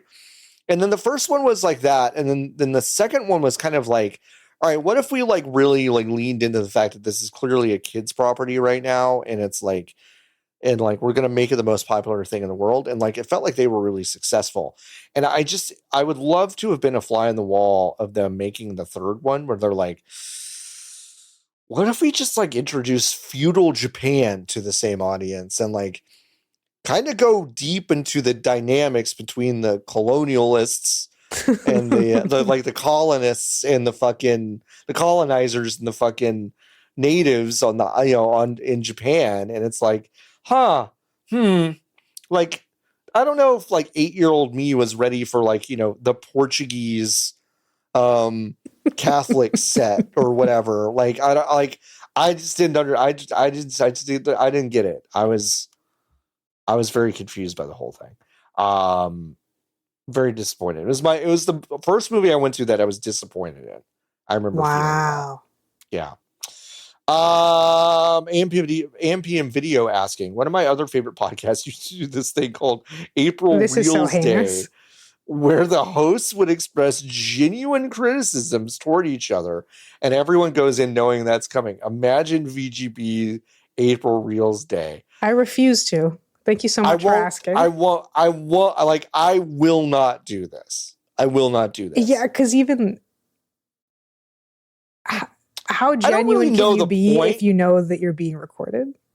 If you're being recorded, and also kind of like the cool thing about us, and I'm lumping Nikki and even Jordan into this, is that I think if any of us had what is quote unquote a genuine criticism toward the other, one, we would not say it on the show probably. To me, and two, we would just deal with it. Yeah. It's just, also this yearly. Is just not going to happen. Yearly is not. Yearly. Yeah. No. Yeah. Like I think if this had been phrased like, every year, my favorite podcast did essentially the Festivus airing of grievances with each other. Like, I can imagine that's funny, because it would just be like, I don't even know, but it's like we could make up some bullshit and it would be funny. But like, I would never in a million years do this. No, perhaps I am just a good little Southern Christian lady. But to me, it feels like such a major breach of etiquette to even attempt to do this. It's really weird. It feels crazy. It feels foul to me. It feels foul. What podcast is that? I would love to. Love is strong. I would be interested in knowing what that is like. I would like to go listen to that episode to see if it is as hugely uncomfortable as I have to imagine it being. Yeah. Valerie B asking, do you think having listened to Nikki grammar for a couple of years will make it easier for you to beat Papa Is You? Honestly, really yeah. Yeah. Which is why that's very poignant in a weird way that I absolutely think that that's true. Yep. Mm-hmm. Boiling a sentence down to its essential parts. I wonder if people who are fluent in sign language can do Baba Is You better. As well. That's a good question. Because the syntax is totally different in a way that I think could be helpful. Yeah. I mean, obviously it's a programming thing, but so I mean, maybe the better question is, does knowing ASL syntax make you better at programming? But either way. Yeah. Funk asks, Brutal Legend is back and it's a different genre of music each time. Does anything beat George Clinton Parliament Funkadelic? Don't make me bring up Whitney Houston for the 15th podcast in a row. I'll keep doing it. I'll just have to keep doing it, and it's God, fine. Whitney's so good. I saw like some clip of her in concert. She's so good. Unbelievable. Yeah, she's really good. You know, like given the time that Brutal Legend came out in, was it ever floated a Michael Jackson Brutal Legend? Oh wow, Pop legend. Probably not, because I don't think that studio's nor Tim Schafer is interested in pop music, at least not to this kind of level or extent. But I love a pop world. Mm-hmm. Yeah, does anything beat George Clinton Parliament? I mean, it's like, yeah, that's pretty good. Funk. I mean, I think that's a good pull. I think like, I mean, funk is good. I'm not gonna sit here and be like, funk is worse than something, like, you know what I mean? It's like I like funk a lot. I do like it, but I don't know if I would definitively say, like, what am I gonna say? Like, I think the Strokes, Is This It? Should be, it's like, well, I listen to one of those a lot more, honestly, but I don't know if I think it would translate better to like a video game. So yeah, I don't know. Sure. Whitney Houston or George Clinton. That's probably it. Maybe Prince. Oh, maybe like a Prince Brutal Legend. That would be pretty fun. Paisley Legend. You know? Yeah, Jason asking if after you roll all the things into the Katamari, you had to play a sport with it, which sport would you want it to be? Whatever sport you need to be as far away from the ball as possible. There's too much spiky stuff in there. A lot of spiky stuff in there. There's so many, especially because Katamari is such a simple, relatively low poly style. There's a lot of harsh corners and points. Yeah. I don't want it near me. I guess unless we mean post like Star Explosion, I suppose. Then I would love to do billiards, space billiards. That would be fun. That'd be fun. I would love to like play like a 1v1 basketball game with the ball. And then like part of it is like once you go dunk it, you got to jump kind of on top of the ball to cram it through the hoop because of all the like the jagged edges. You're like cutting the hoop up and stuff. I think that'd kind of be funny. I'll go with that. My Hero Zero says, I don't want to click on this YouTube video, so please tell me in your own thoughts. What changes with gaming when you hit your 30s? Signed, Almost 40 Gamer. The YouTube thumbnail is for gaming as you get older. What changes with gaming when you hit your 30s? Now, I believe I'm the only one who can answer this question. Yeah, I would be purely speculative. I guess we should say also the background of the thumbnail, which is a contemporary YouTube thumbnail, is almost impossible to see, so you wonder why it's there at all. It appears to be Pokemon Red, Green, Blue. Yes. Final Fantasy VII? Oh, yeah, that's his arm. Shadow of the Colossus. Mm-hmm. And then, I don't know, maybe Ghost of Tsushima? I can't super tell. I believe that is Ghost of Tsushima, yes. It could also be Rise of the Ronin, maybe? It could be. Or Yote or Assassin's Creed. I can basically just see that someone who appears to be Japanese is on a horse from behind. Yeah. And is walking on grass. So yeah, do with that what you will. What changes with gaming when you hit your 30s? Well, I mean, it has, I think, less to do with the 30s specifically and more to do with what is happening probably in your 30s. I mean, it's like not everybody gets married. Not everybody is in like a super involved relationship. Not everybody is has a 9-to-5 job, but like, you know, a lot of people have those things. And for me, a job plus a spouse / relationship / trying to maintain some sort of social life. Yeah, I mean, we kind of see what it is for me now, which is I play maybe a couple games a week. I pretty rarely like completely beat stuff. It's pretty rare unless I'm just like super, super into it. Yeah, I don't know. I mean, I think it really depends on a lot of factors. It made much less difference that I was in my 30s than it did I was just doing these other things. So, because I know plenty of people in their 30s that still go sicko shit and they play a ton, and I just don't. So Lotus will be one of those people just playing stuff from 20 years ago, you know. I sure will. Yeah, absolutely. I got a lot of stuff to get to. You got a lot of stuff to get to. 100%. Jason also asking, what's your most indefensible boomer ass gaming opinion? Indefensible. Like totally indefensible is hard because my immediate thought is like my most boomer gaming opinion, which I most strongly believe in, is just that I won't pay a subscription for a video game. I'm buying the game once. I'm one of those people, 100%. God, the other thing that's weird to think about is boomers are 65 at the youngest now. Right. As opposed, boomer just used to be a stand for adult, and it's like, well, now that's millennials and some Gen X. Yeah. My most boomer ass gaming opinion.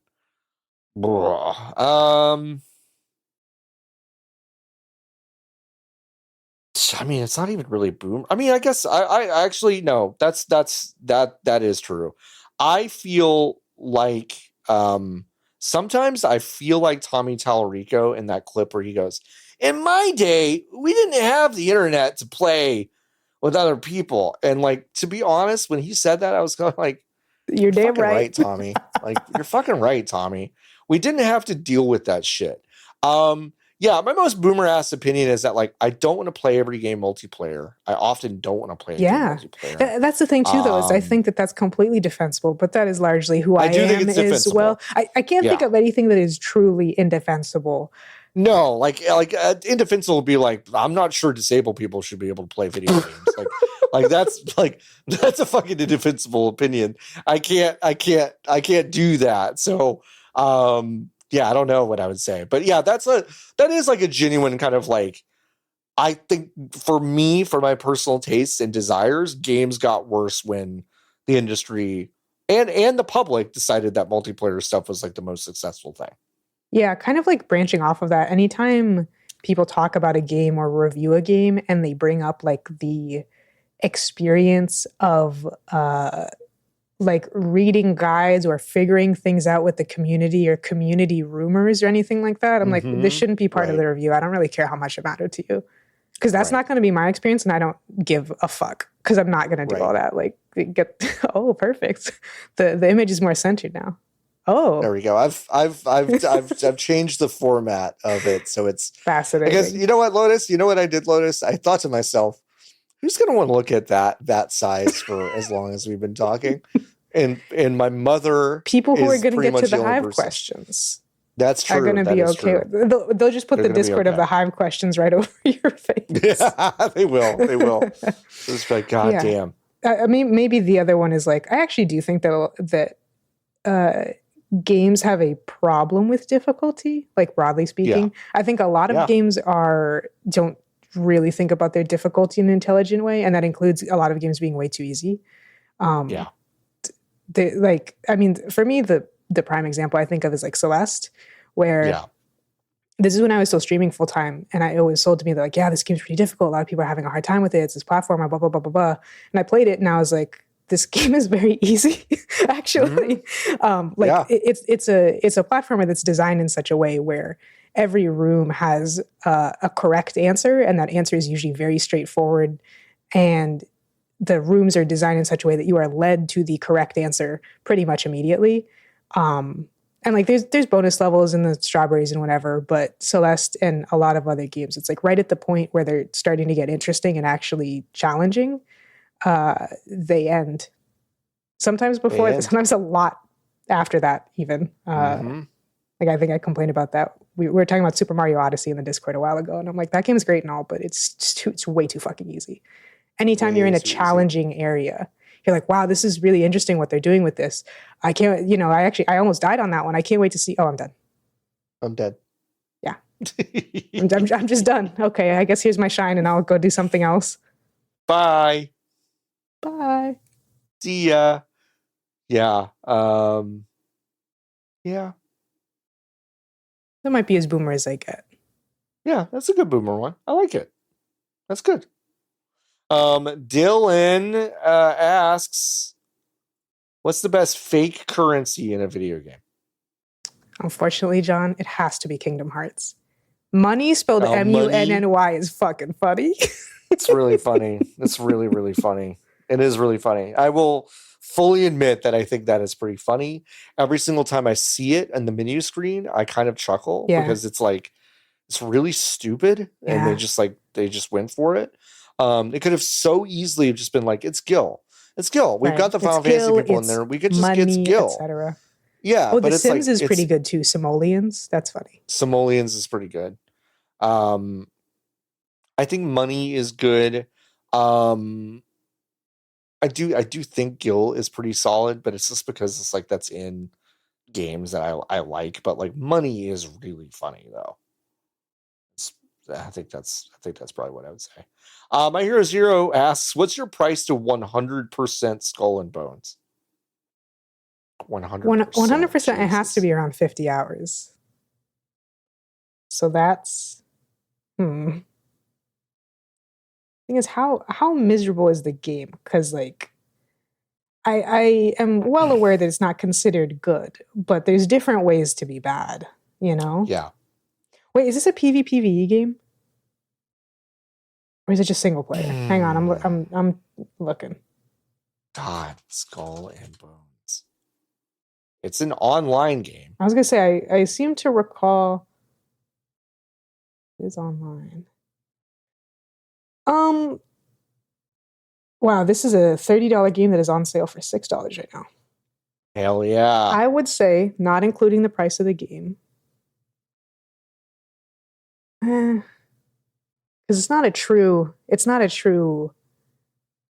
you know, hourly rate kind of composition that you could do for it, especially because it's a 100%.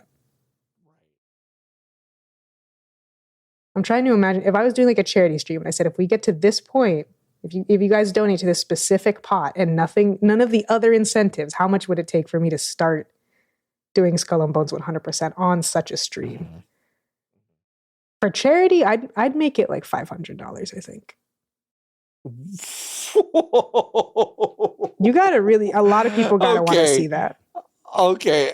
Lotus, my number is so much higher. And I thought it might be.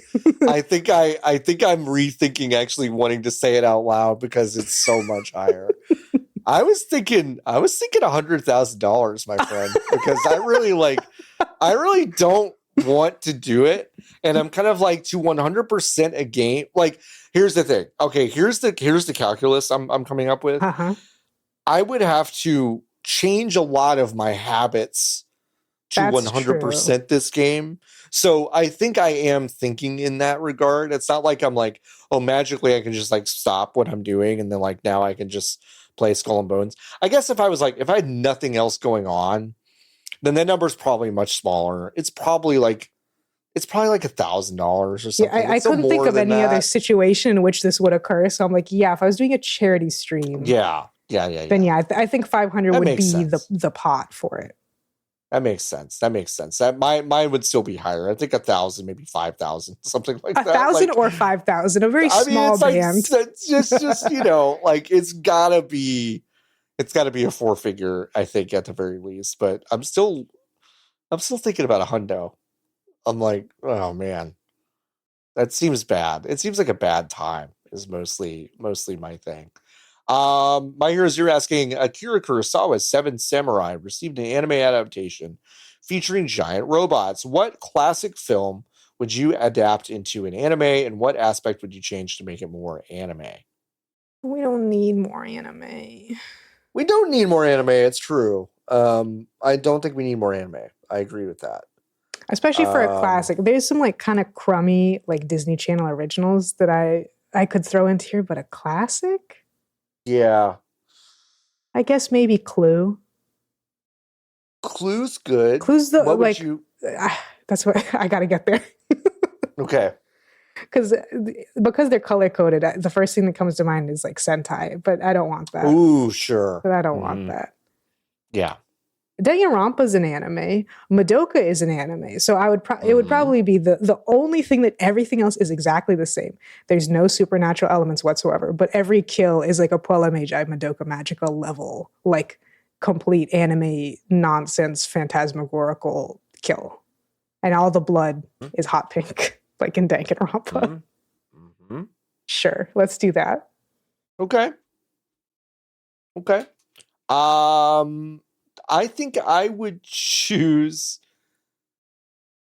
James L. Brooks's Terms of Endearment,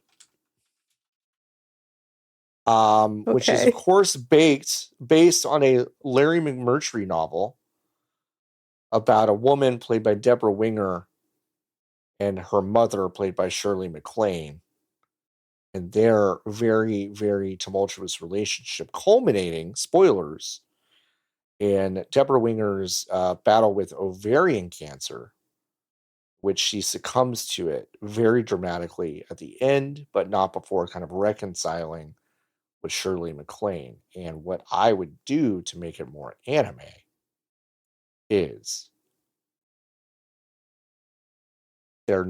she's not dying of cancer. She just has to have a sword fight with Shirley MacLaine. I thought you were going to say she gets isekai'd.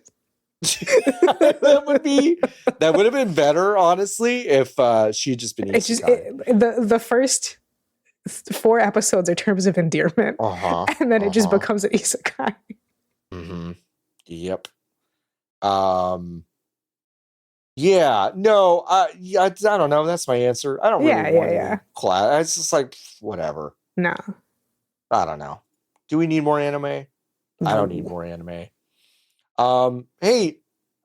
Yeah. What hey, Lotus, you're going to read this question. I am. They put the fucking Smurfs in the 17 God of Music video, and they Smurfified all the 17 guys. So, is there an MV that Smurfs would improve instead of make worse? Which band would you put through Smurfification? Need to be so clear, John. I was not aware that this was happening. So, on our television YouTube, I simply saw something to the effect of the Smurfs 17 music video. So we put it on, and I'm like, okay, whatever. And then you see the Smurfs briefly. They're cute little like CGI cartoony Smurfs. They honestly look pretty decent. And then the thing starts, and me and my roommate look at each other and go, is this just God of Music? Which is the name of a song by 17 that was released, I think last year, I want to say. The music video for almost all of it is exactly the same, but randomly Smurfs have been edited over the music video to like be sitting on dudes' shoulders or singing on the ground next to them and various things of that nature. What would the Smurfs make better? The Blue Man Group? They're already blue. They would make the blue. They're already blue. They're already annoying.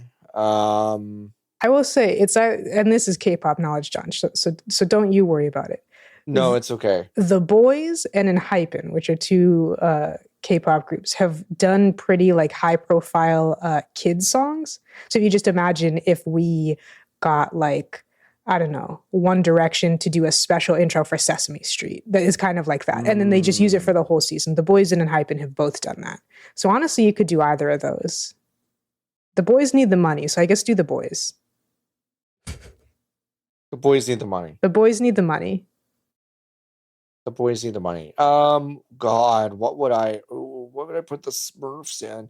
I guess I would put them in. I would put them in Aaliyah's music video for Are You That Somebody, which was already a Dr. Dolittle thing. It got repurposed to do a Dr. Dolittle thing, so now you can just layer the Smurfs into that. That's a great way to honor Aaliyah and her life and legacy. Yeah, yeah. This is a question. Valerie B says, "Hey, can y'all talk shit about Mario Kart World for a bit so I can stop feeling insane?"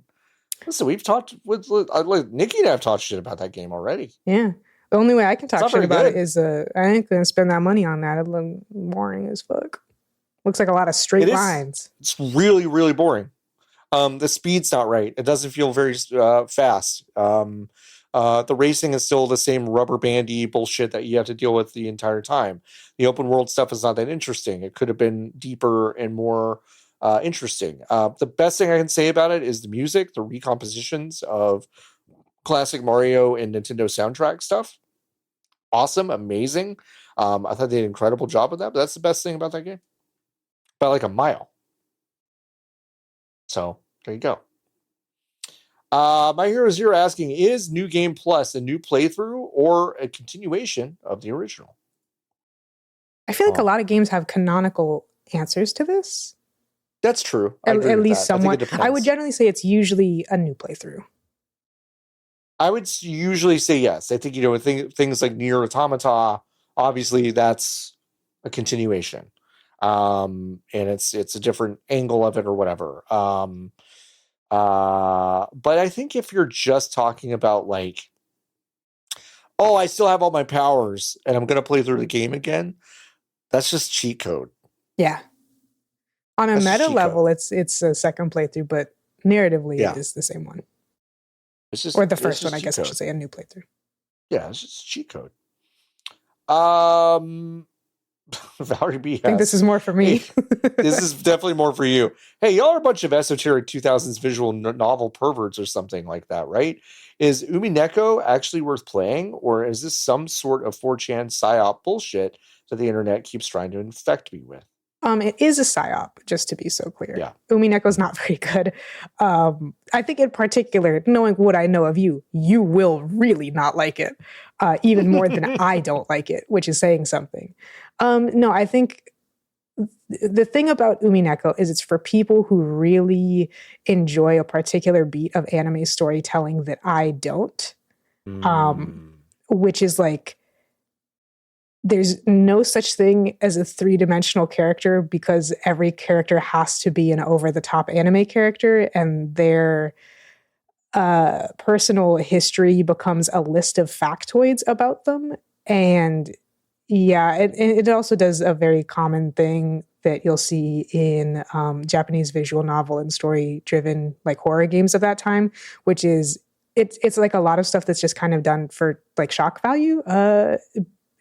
Probably not intentionally, but it is so poorly thought out. It's so underbaked. It's so shallow that it's like, well, this person was only doing the bad things because incest happened. And it's like, that could be an interesting character because it isn't, because it's this guy going, these bad things happen to me because incest happened. And then there's a flashback where you see the incest happening via visual novel text and like a couple of sprites just kind of wiggling around. Not in any explicit way, and it's just like, okay, whatever. Yeah, I think Umineko's kind of trash. Sorry. There you have it. I have nothing to say, Valerie. John would hate it a lot. I probably would hate it a lot. I think he'd probably hate it a lot. It's a particular... The little I just read and whatever and what Lotus just said sounds like I don't think I would be on board. Yeah, even with the more without the more explicit or shocking facts, like even if that it totally doesn't bother you in any way, and you think it's all fine to be like factoids, it's just like, yeah, it just is a story of things happening in order and thinking about them, and then some more things happen in order, which is all any story is, but it really feels like it is the difference to me. Yeah, it makes sense. That makes sense. This is Bone Chug Actual. Question stolen from insert credit. What game would you take all the assets from to make a completely different game? Now, I said something verging on this, I want to say last week, but it would be Detroit Become Human. Imagine if I could just have all of those and do whatever I want. That'd be great. I'd have a good time. That'd be really fun. I love that. Gosh, I would make...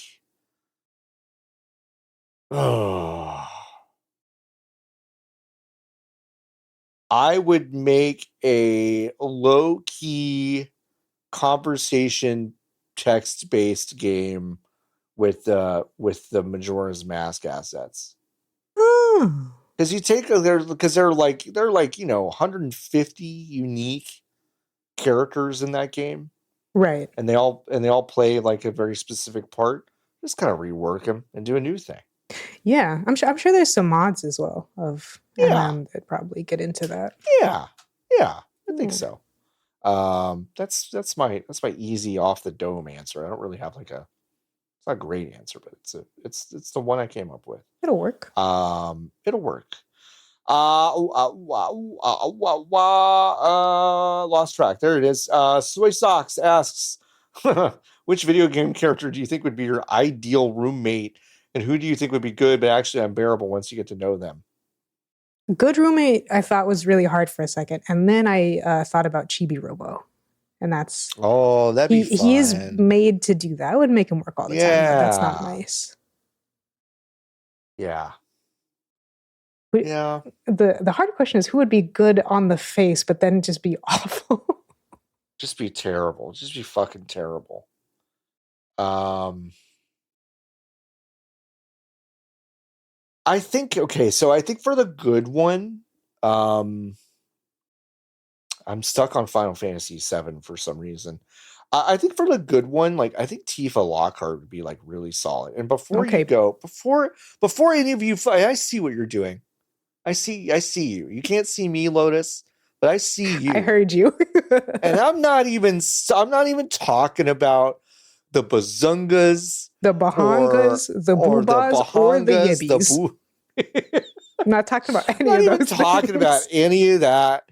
I'm not talking about her closet's just like Doug Funny from Doug, but mini skirts instead of like. I'm not talking about any of that shit, you perverts. I'm saying she's kind, she's supportive, and she makes a good drink. And I think she would clean up after herself. Like, she's a woman. Like I think she. No. But no, and here's the other angle.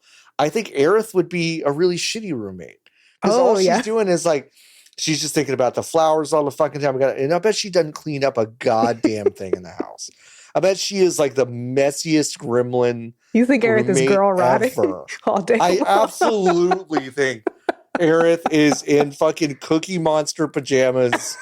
On the couch, like I just don't think she'd be a good roommate. I just don't think she'd be a good one. But Tifa would be a great roommate. I can't think of someone who you would think is good, but then be unbearable. So I'm just going to take yours because that's funny. Okay. All right. Don't Focus asks, when's the last time you felt lucky?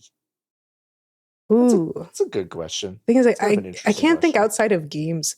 And this is obviously a certain level of like psychological manipulation, but I feel like I'm very lucky with gacha games. Interesting. Which is strange. I've always, like when I first started playing Cookie Run, I pulled 2 or 3 different legendary characters, and there's only like 5 of them, and they have a really low chance like right away. When I randomly come back to the game, I always get whoever I want pretty much immediately. For the month or whatever that I played Genshin, I pulled the highest rarity character in my first like free 10 pulls, and everyone was mad at me, and I didn't know who he was. And I also did not know how gacha worked at the time, so I was like, "Yeah, I'm not going to use him because he's a man, and I have my girly pop group, so fuck this dude."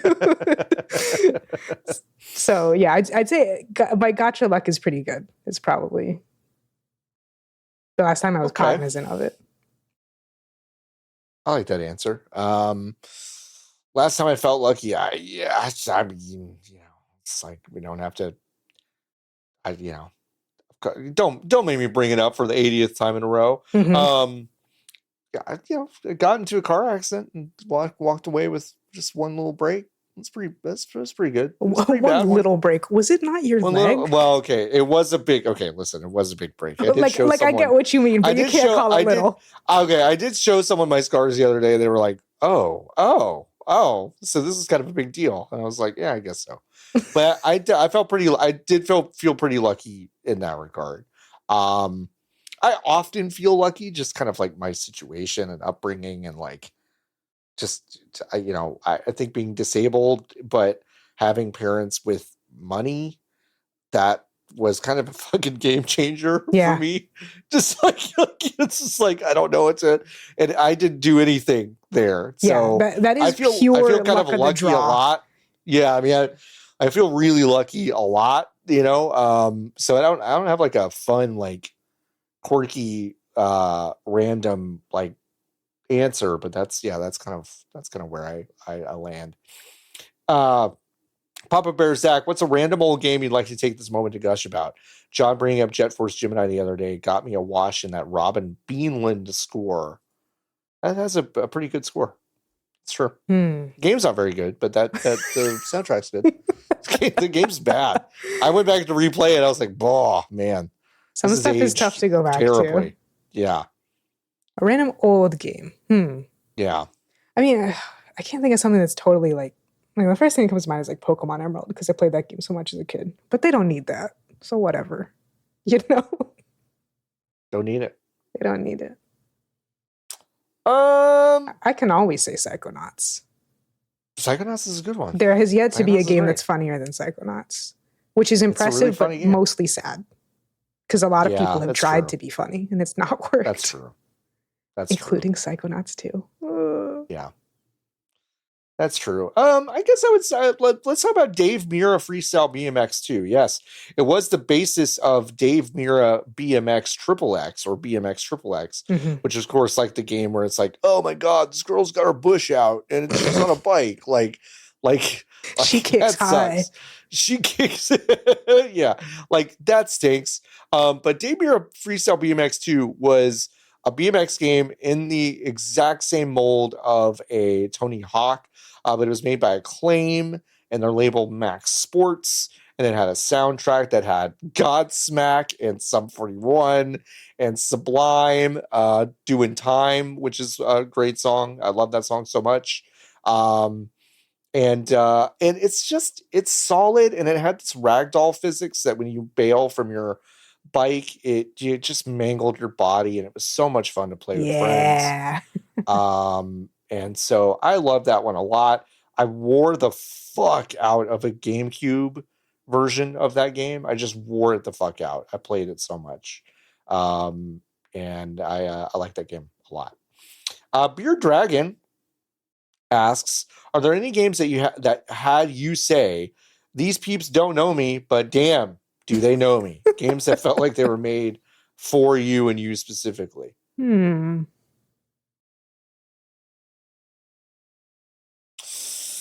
Ooh, it's not done, so it will require an asterisk. But Scarlet Hollow is up there. Yeah? It is, I don't think I've ever talked about Scarlet Hollow on a show. That's crazy. No, I don't think you have. Episode 5 out February 13th, I want to say. Because I think that's a Friday the 13th. Sometime in February is the point. So Scarlet Hollow is a visual novel / RPG hybrid where you basically go back to your I think it depends whether or not it's your hometown.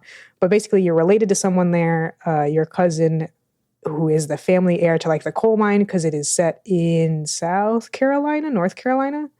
And the writer's from there, so they fucking get it. Like, it is a very authentic like view of rural / Southern America. There's a certain like element to it that I obviously don't get because I'm from Texas and not the Carolinas. But like, there's enough overlap in the way that people talk and the way that it's a small town that I think is so excellent. Sure. And then the RPG elements come in partially of like picking traits. So you can pick to be like slightly psychic. You can pick to talk to animals. You can pick to just be an attractive person who other people like more. And I think that having such like an RPG light build is really good, especially with the way it interacts with like maybe the most complex relationship or dialogue system that is in a game, because you don't get a flat like, you said the right thing, so now this person likes you. It's like you did this and you did that and you said these things, and those have very deep-seated influences for like how specific other people think about you. Yeah, like it changes how they think about you on a fundamental level, and the options that you get and everything. And there's a certain amount of scope that has to be limited there. But different characters have drastically different opinions of you for major decisions and not so much for smaller ones. And then you can even get very granular things, like they will know that you like video games and other ones don't, or something like that. And like, it's all carefully built. So I'm sure if you do like 3 playthroughs, you can see the strings, but it feels very interesting and interactive at a base level. It's also very funny that like there's a certain amount of stuff that your character has through each playthrough just to keep the story going, basically. Like, you're always related to your cousin. You have to be blood related to that person on one side of your family. There's no arguing with that. And you have to like go to the town. You get very lightly railroaded. And I think one of them is funny is you can like choose to be like a streamer. And I played that game while I was streaming, and you're like a homeless streamer who streams at a PC Bangs until you get kicked out. And then like you really show up, and the kind of primary companion that you get, Stella, is also a YouTuber, and she's like a cryptid urbex YouTuber who just makes complete and total nonsense. And so she'll really have something in common with you if you mention that you're a streamer. And also she has a pug named Gretchen. And if you have the talk to animals trait like I do, you find out that she talks like a little Southern belle, and she will fly into a rage if anyone tries to mess with her Stella. It's so good. That game is so good. That's the game that's the most like laser targeted at my interests. Because there's also like local folklore, cryptid stuff that plays a major part in the story.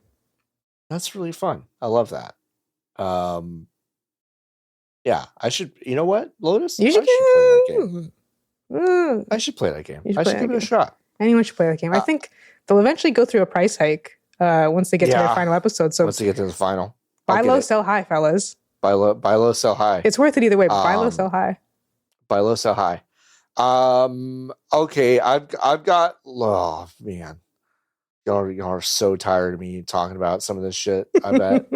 I'm gonna like go into a different game. Okay, but I will say I think I think this is like the third or fourth week in a row I've brought this game up. I will say when I was younger, like when my parents started leaving me home alone, I got really into opening the drawers in our house and trying to understand them on a deeper level than I understood my parents. Like, what are the notes you've left for yourself? What artifacts do you keep? What are the things that you have hidden away? And to be honest, folks, like when Shenmue came out and the basis of that game is your dad's dead and you actually don't really know or understand him in the way you thought you did, there was this thing where I was like, oh, this is maybe not a universal thing that happens to people, but it did speak to me on a very fundamental level that I felt very seen of like, how do you explore your physical space and get to know the people around you in a way that they are not allowing you to know through action or communication or whatever? And so sometimes people are like, God, John, why do you like that game so much? There are things like that in it that I think speak to me on a very fundamental level. And so when that game came out and Ryu is like doing his little fucking exploration missions looking for secrets in the drawers and stuff, I was like, oh yeah, brother. Like I get that. That's cool. Yeah. Now my dad wasn't murdered by a random guy that came to my house. But it's like I'm basically Ryu Hazuki is what I'm saying. Mm-hmm. Maybe my funnier answer is that there's a wrestling game called Fire Pro World. Really any of the Fire Pro games. They are highly, highly, highly customizable wrestling simulation games that are crucially, and this is so important, fucking miserable to actually play. They're not fun at all. Uh-huh. Like they suck. Like they are not fun. The controls don't make sense. The entire thing. But you know what they are good at?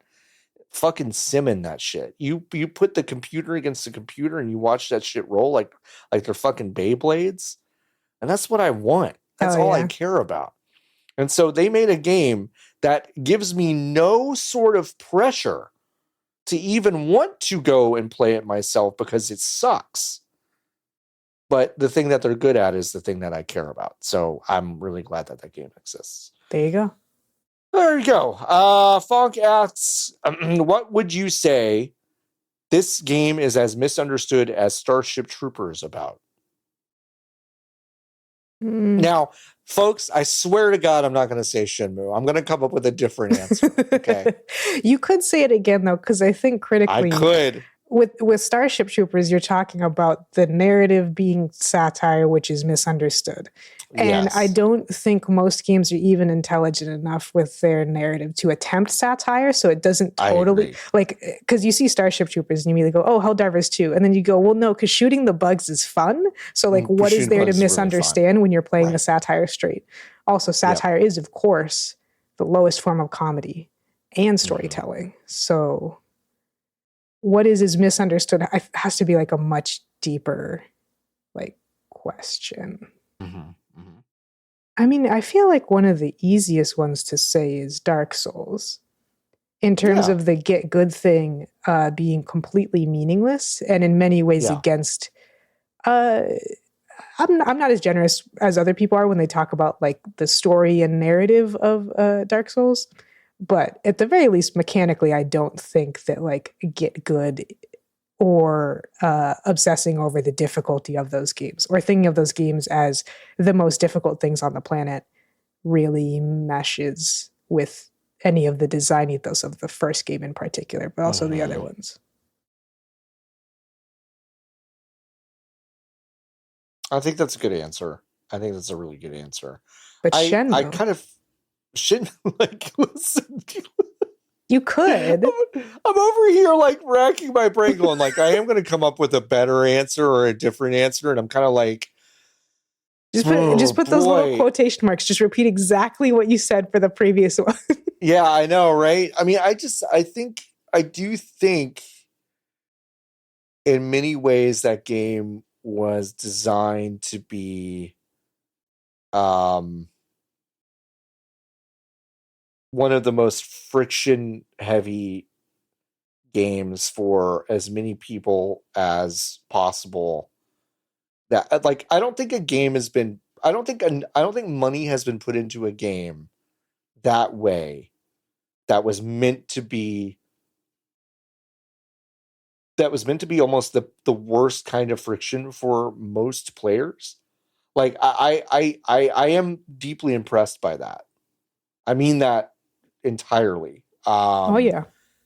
I think that's incredible. So there is something about that I think that is true. My other answer is actually Yu Suzuki related, so that's not really a huge surprise. I think some people think Virtua Fighter is boring, and okay, maybe it's not a boomer take, but I think people who think Virtua Fighter boring are like dumb. I don't have a super. This game is boring. Yeah, I don't. I'm like I think you're kind of do you know how to entertain yourself? Like I'm always like do you need like a car like when car keys jingle and you're like what's that? Ooh. That's how I feel about Virtua Fighter. I don't think people understand Virtua Fighter at all. Now it has nothing to do with Starship Troopers. Like I don't think there's like a misinterpretation of that game. It's very straightforward, but I think it's one of those games, and again, it's Yu Suzuki related. The man is just a brain genius. Don't ask me about anything he's done since the first Shenmue. Okay, like I feel like it's so important that you don't bring up any of that stuff or ask me about any of that stuff. It's not important. But I think he was on a run from like 1993 to like 2001 where like Yu Suzuki specifically was making games that again were pretty popular, I will say, but also in the grand scheme of things have aged out of relevance in a way that makes me feel crazy, because I think he was on a string there again in the early 90s to early 2000s where he was just making some of the most interesting art in the medium. So that's what I would say. Cam asks, what's your favorite game you made sure to have downloaded for a trip only to fall asleep or watch a movie instead? Cam, my friend, that's all of them. I was going to say, I don't even pretend because I'm the person who falls asleep or just stares out the window listening to music the whole time. I just I will do that so often where, I mean, I brought my Steam Deck on this Thanksgiving trip, and like I brought my gaming laptop on this on this Thanksgiving trip. And then like all I did was move some stuff to one place and then move it back. I didn't play a damn thing when I was there. So I do that a lot. But what's my favorite game that I've done that for? I mean, I got a wild hair that I was going to replay Majora's Mask like a year ago, and I put it on my Switch, and then I was like, yeah, I'm going to play this on the plane. And then I did not do that. I think I listened to music and kind of zoned out. So, yeah. That's all of them, pretty much. Beard Dragon asks, what movie from the 90s that didn't get a licensed video game should get one in 2027? Trying to think of one that did not get a licensed film off the top of my head is very difficult. Because I also it's really hard. wasn't watching a lot of movies at the time. Yeah. On account of not being there for the most part. Yeah. I will say I'm going to give it to a movie that DreamWorks movie. I'm going to give it to a movie that I talked about already on a different podcast this past week, and you probably haven't. I don't know if you. No, the episode's out. It's the 1993 rollerblading movie Airborne. Okay, it is a teen drama comedy starring a guy who moves from California to Cincinnati. He's distraught that there is no surfing, so he brings his rollerblades and it basically becomes like the footloose of rollerblading in Cincinnati, Ohio. And I think it'd be sick to do all the rollerblading stuff in this game. They do roller hockey. They do like street tricks. They do a street race at the end of the movie. I think it'd be sick to be able to like do all that stuff in Cincinnati. And like you could get the voice actors back. You could get Jack Black in one of his first roles. You get Seth Green. You get Alana Ubach, who played the assistant in the first season of Beakman's World. Like you can get all those people back. I don't think they're too busy for Airborne, the video game.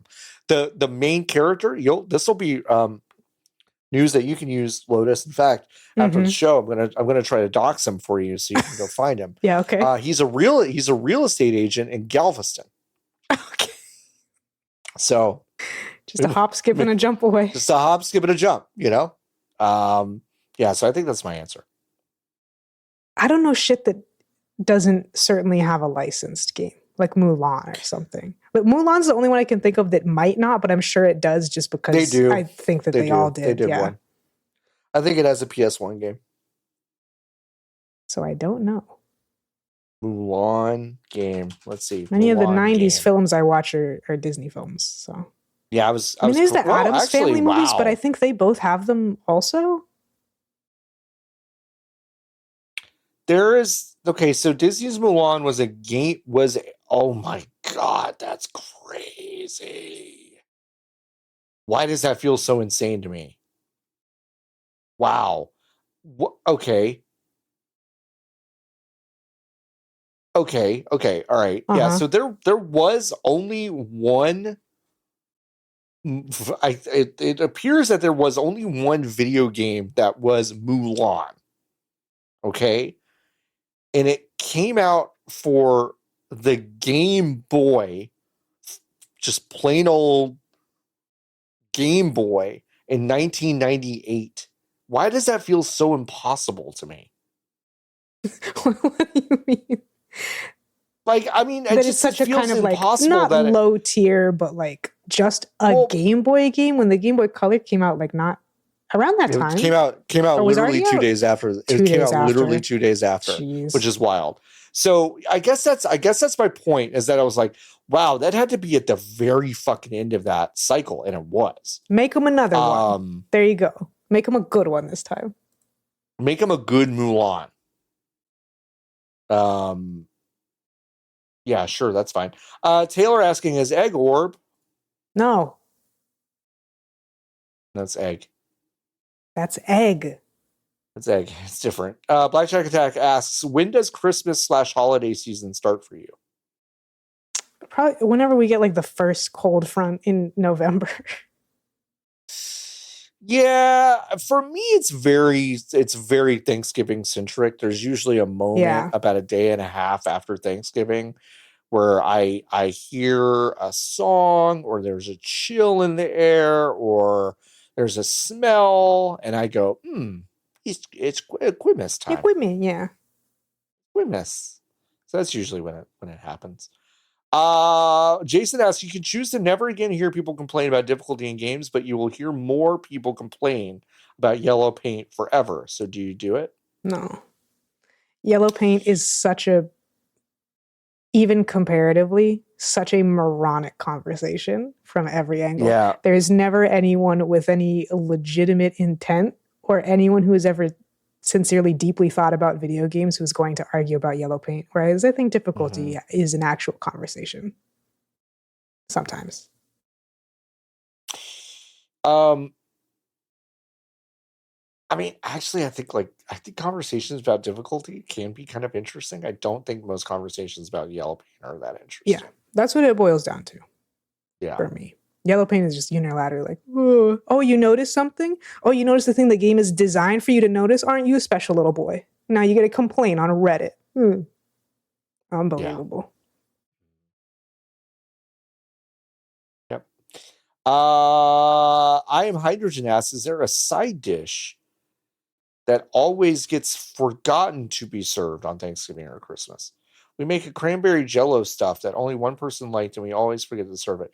Well, if only one person liked it, it doesn't seem like you're forgetting to serve it. It feels like you're making a deliberate choice not to serve it because only one person liked it, which I think is okay. Any home if I've only been one in, person likes the thing. Any home I've been in has always done Thanksgiving buffet style, so you can't forget to serve something.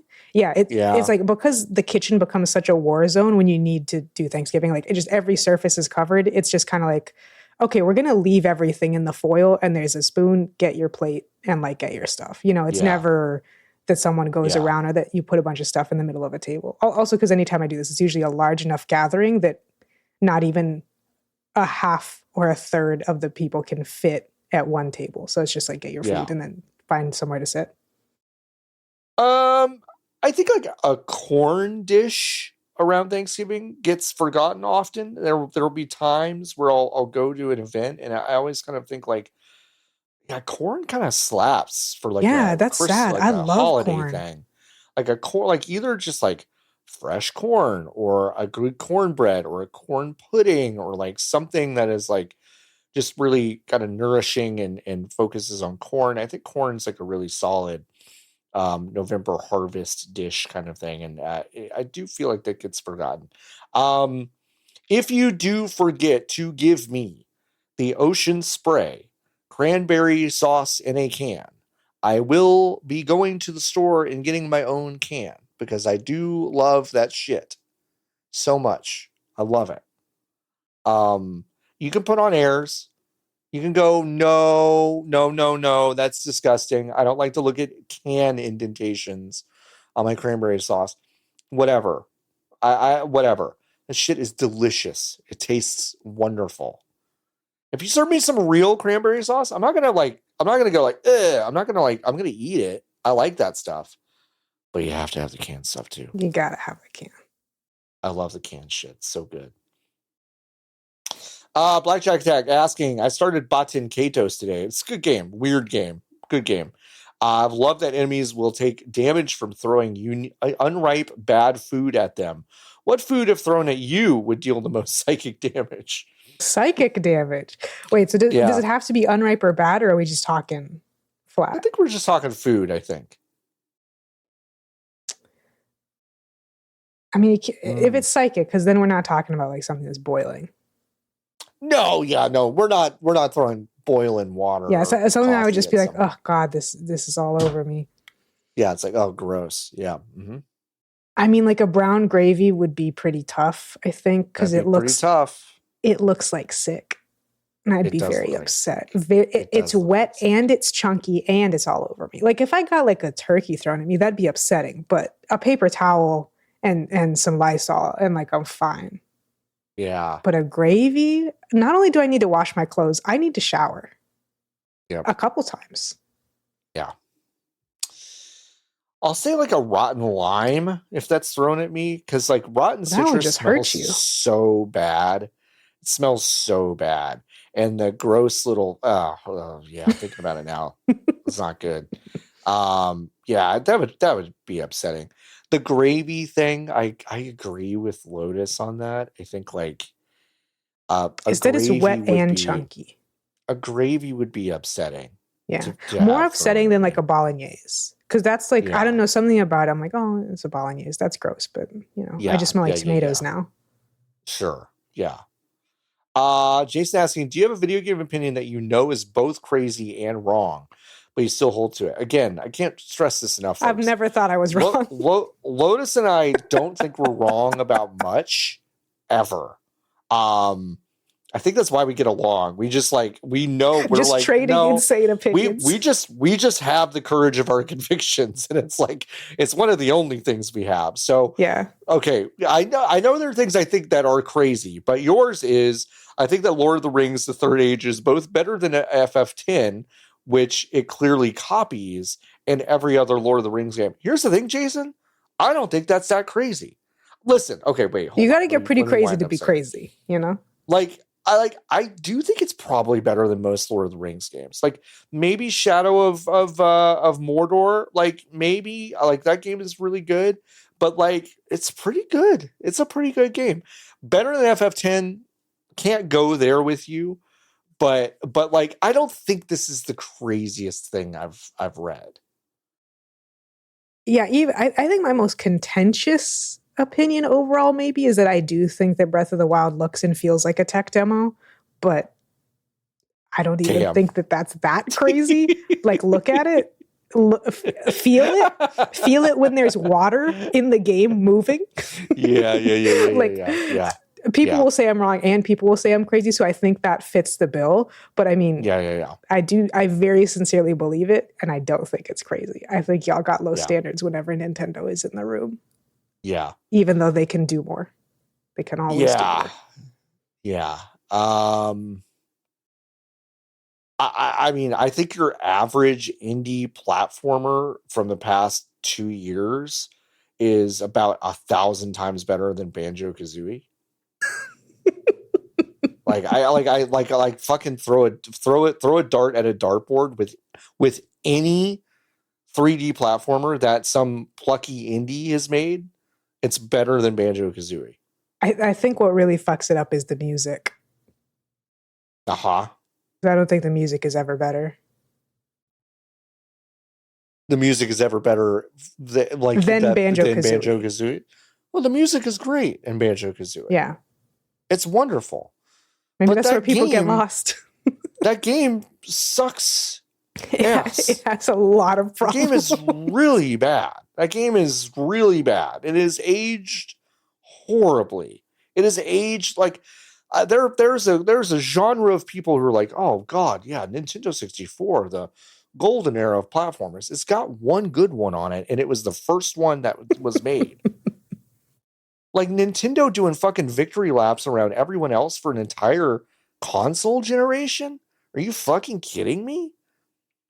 That's the only game of that genre, of that ilk that actually even remotely holds up. And I would even argue that now Super Mario 64 is starting to not hold up super well. Mm-hmm. But Banjo-Kazooie's shelf life was like a fucking cup of coffee before that game felt like garbage. So I don't think I'm wrong about it, but I do think a lot of people would think I'm crazy for saying that. Yeah. You need to have crazy opinions. You need to have conviction about them. That's the only way that gaming is any fun. Yeah, that's the only way. Blackjack Attack asking, what movie have you owned the most physical and digital copies of in your life? That's a good question. Ooh. Unfortunately, I come from a family that was really flippant with the Walmart Blu-ray bin when I was younger. And so like I don't have a lot of movies myself. I go shopping at my dad's collection of movies and I'm just like, well, he's not using this. That's awesome. Yeah. No, unfortunately, the answer is almost certainly Harry Potter and the Prisoner of Azkaban. I believe we have like 5 copies. Because the other thing is buying newer editions as they came out. And then also both my mom and dad liking Harry Potter and then not always remembering which ones we do and don't have, and then randomly getting them as gifts sometimes. I don't even want to think about how many versions of Prisoner of Azkaban we have. And you know what, folks, you didn't need this next part. So like, if you're gonna be upset by it, just know that I am growing and learning, and I'm sorry, and I'll release a notes app apology and whatever. It is the best one of those movies. Oh, are you kidding me? Unfortunately, that movie is straight up really fucking good. That's an excellent It's really film. good. It's a really good movie. I would go to the first 3 or 4. Those books are ass and dog shit. And a lot of the ass and dog shit from those books does leak into the films, especially the last 3. But the movies do a pretty decent job at taking the only things that are interesting, which is why you should either pirate them or watch them on, what is it, ABC? Like, if you're interested, you can watch them for free, and it's real easy. Hey, folks, sorry. Azkaban's a pretty good movie. That's a good movie. Good fucking movie. One of my favorite werewolves in anything. Great visually, werewolf. I mean. Yeah, no, I mean, I'm just, it's like they did a good job with that movie. They did. It's got like a decent like time heist kind of gimmick at the end. And I had the biggest crush on Emma Watson specifically in that movie as a kid. Sure. Oh, sure. Wanna Be Her, also the biggest crush on her. Couldn't be better. Yeah. Anyways. No, sorry. Wow. Hey, folks, do you have that on your bingo card this week? That's going, wow, this Harry Potter movie was pretty good. No, fuck her. She's going to hell. You don't need it, but just as an aside. And you also don't, like, you don't need us to reiterate to that J.K. Rowling fucking stinks. Okay, we get that. Fucking dirt worst. Don't give her a dime, ever. Oh, I didn't answer the question. Mine is probably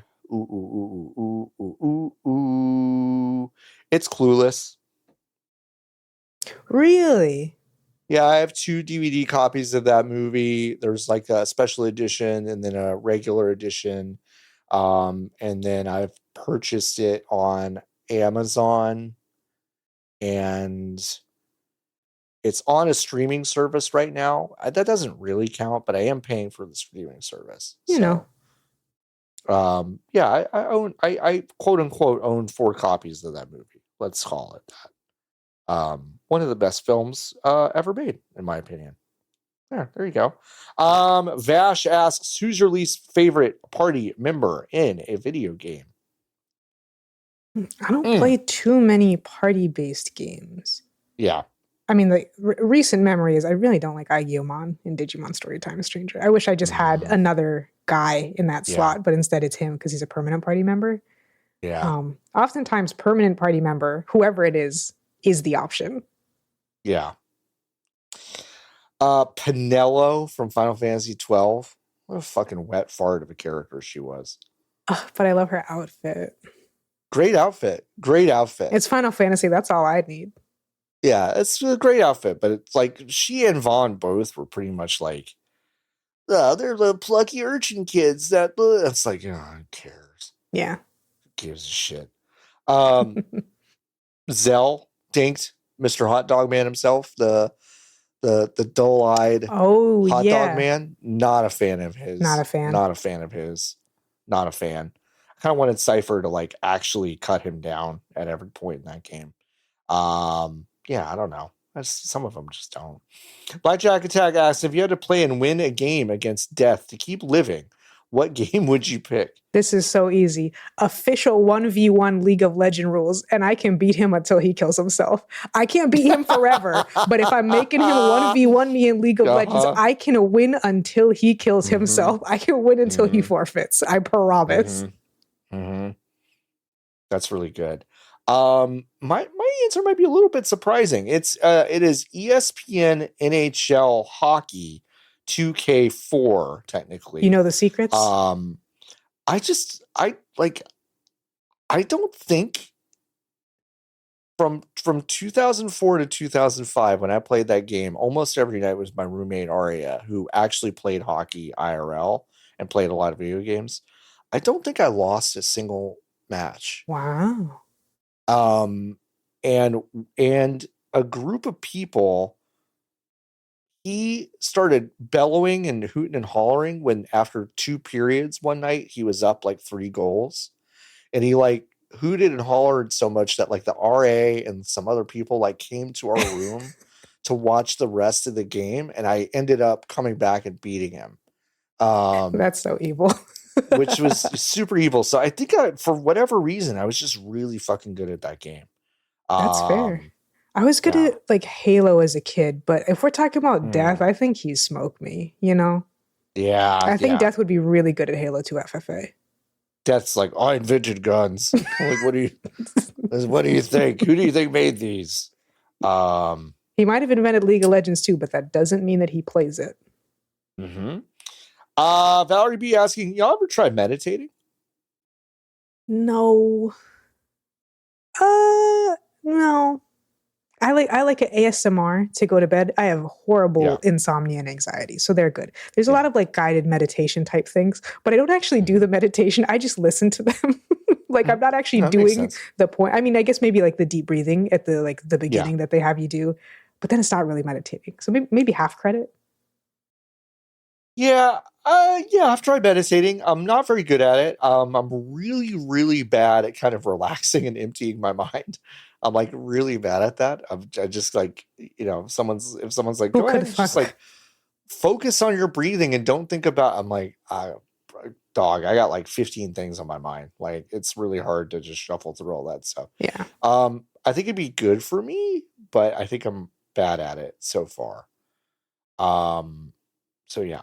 And we're rounding out with Jason asking, will GTA 6 save the games industry? Yes. Yeah. I don't know. No, I mean, this is obviously a joke question, but but no, it won't. In fact, that game's never coming out. I'm just You heard it here first, folks. I'm kidding. That one's going to come out, but I don't know. I saw someone post, there's like, what if the game's actually kind of bad? And I do believe still, I think just in my gut that like it's too big for it to be bad in the conventional sense. It's going to be bad in the sense that like I'm not going to like it. Yeah, there's a lot of stuff about it that's not going to be very interesting, but it's going to do all the stuff that it's good at. Do all the stuff. Yeah. The cars are going to be fun to drive, and it's going to be funny to like fuck with the random citizens and yada, yada, yada. I think all that stuff is going to be good. I think all that stuff is going to be fine. So it's not going to save the games industry though. Nothing. And in fact, nothing will save the games industry. No. Absolutely nothing. Thanks for asking all these wonderful questions. We answered all of them this week. Wow. Go to vgbs.com/join the hive, please. It's the only way you can support us because we don't do ads. And then go to discord.gg/VGBs, join our free Discord. And then if you've joined the hive, that section will open up to you and you can ask us a question each and every week. We have no new reviews this week. I just looked. If you want to leave us a 5-star review, that does help us out a lot. And if you write a review that goes along with it, I'll read it on the air, which is just a whole lot of fun. So do that. Please tell your friends. They can leave a review and I'll read it on the air. Brule, let's get out of here. Let's skedaddle. Lotus, do you have anything to plug or anything? Go Boston. That's it. Go Boston. Boston. Yeah, I don't really have anything to plug either, except I think everyone should have a wonderful week coming up. We'll see you again next week for another episode of VGB's podcast. I'm John Warren. That was Lotus. Until next time, sorry my camera broke, but keep on buzzing.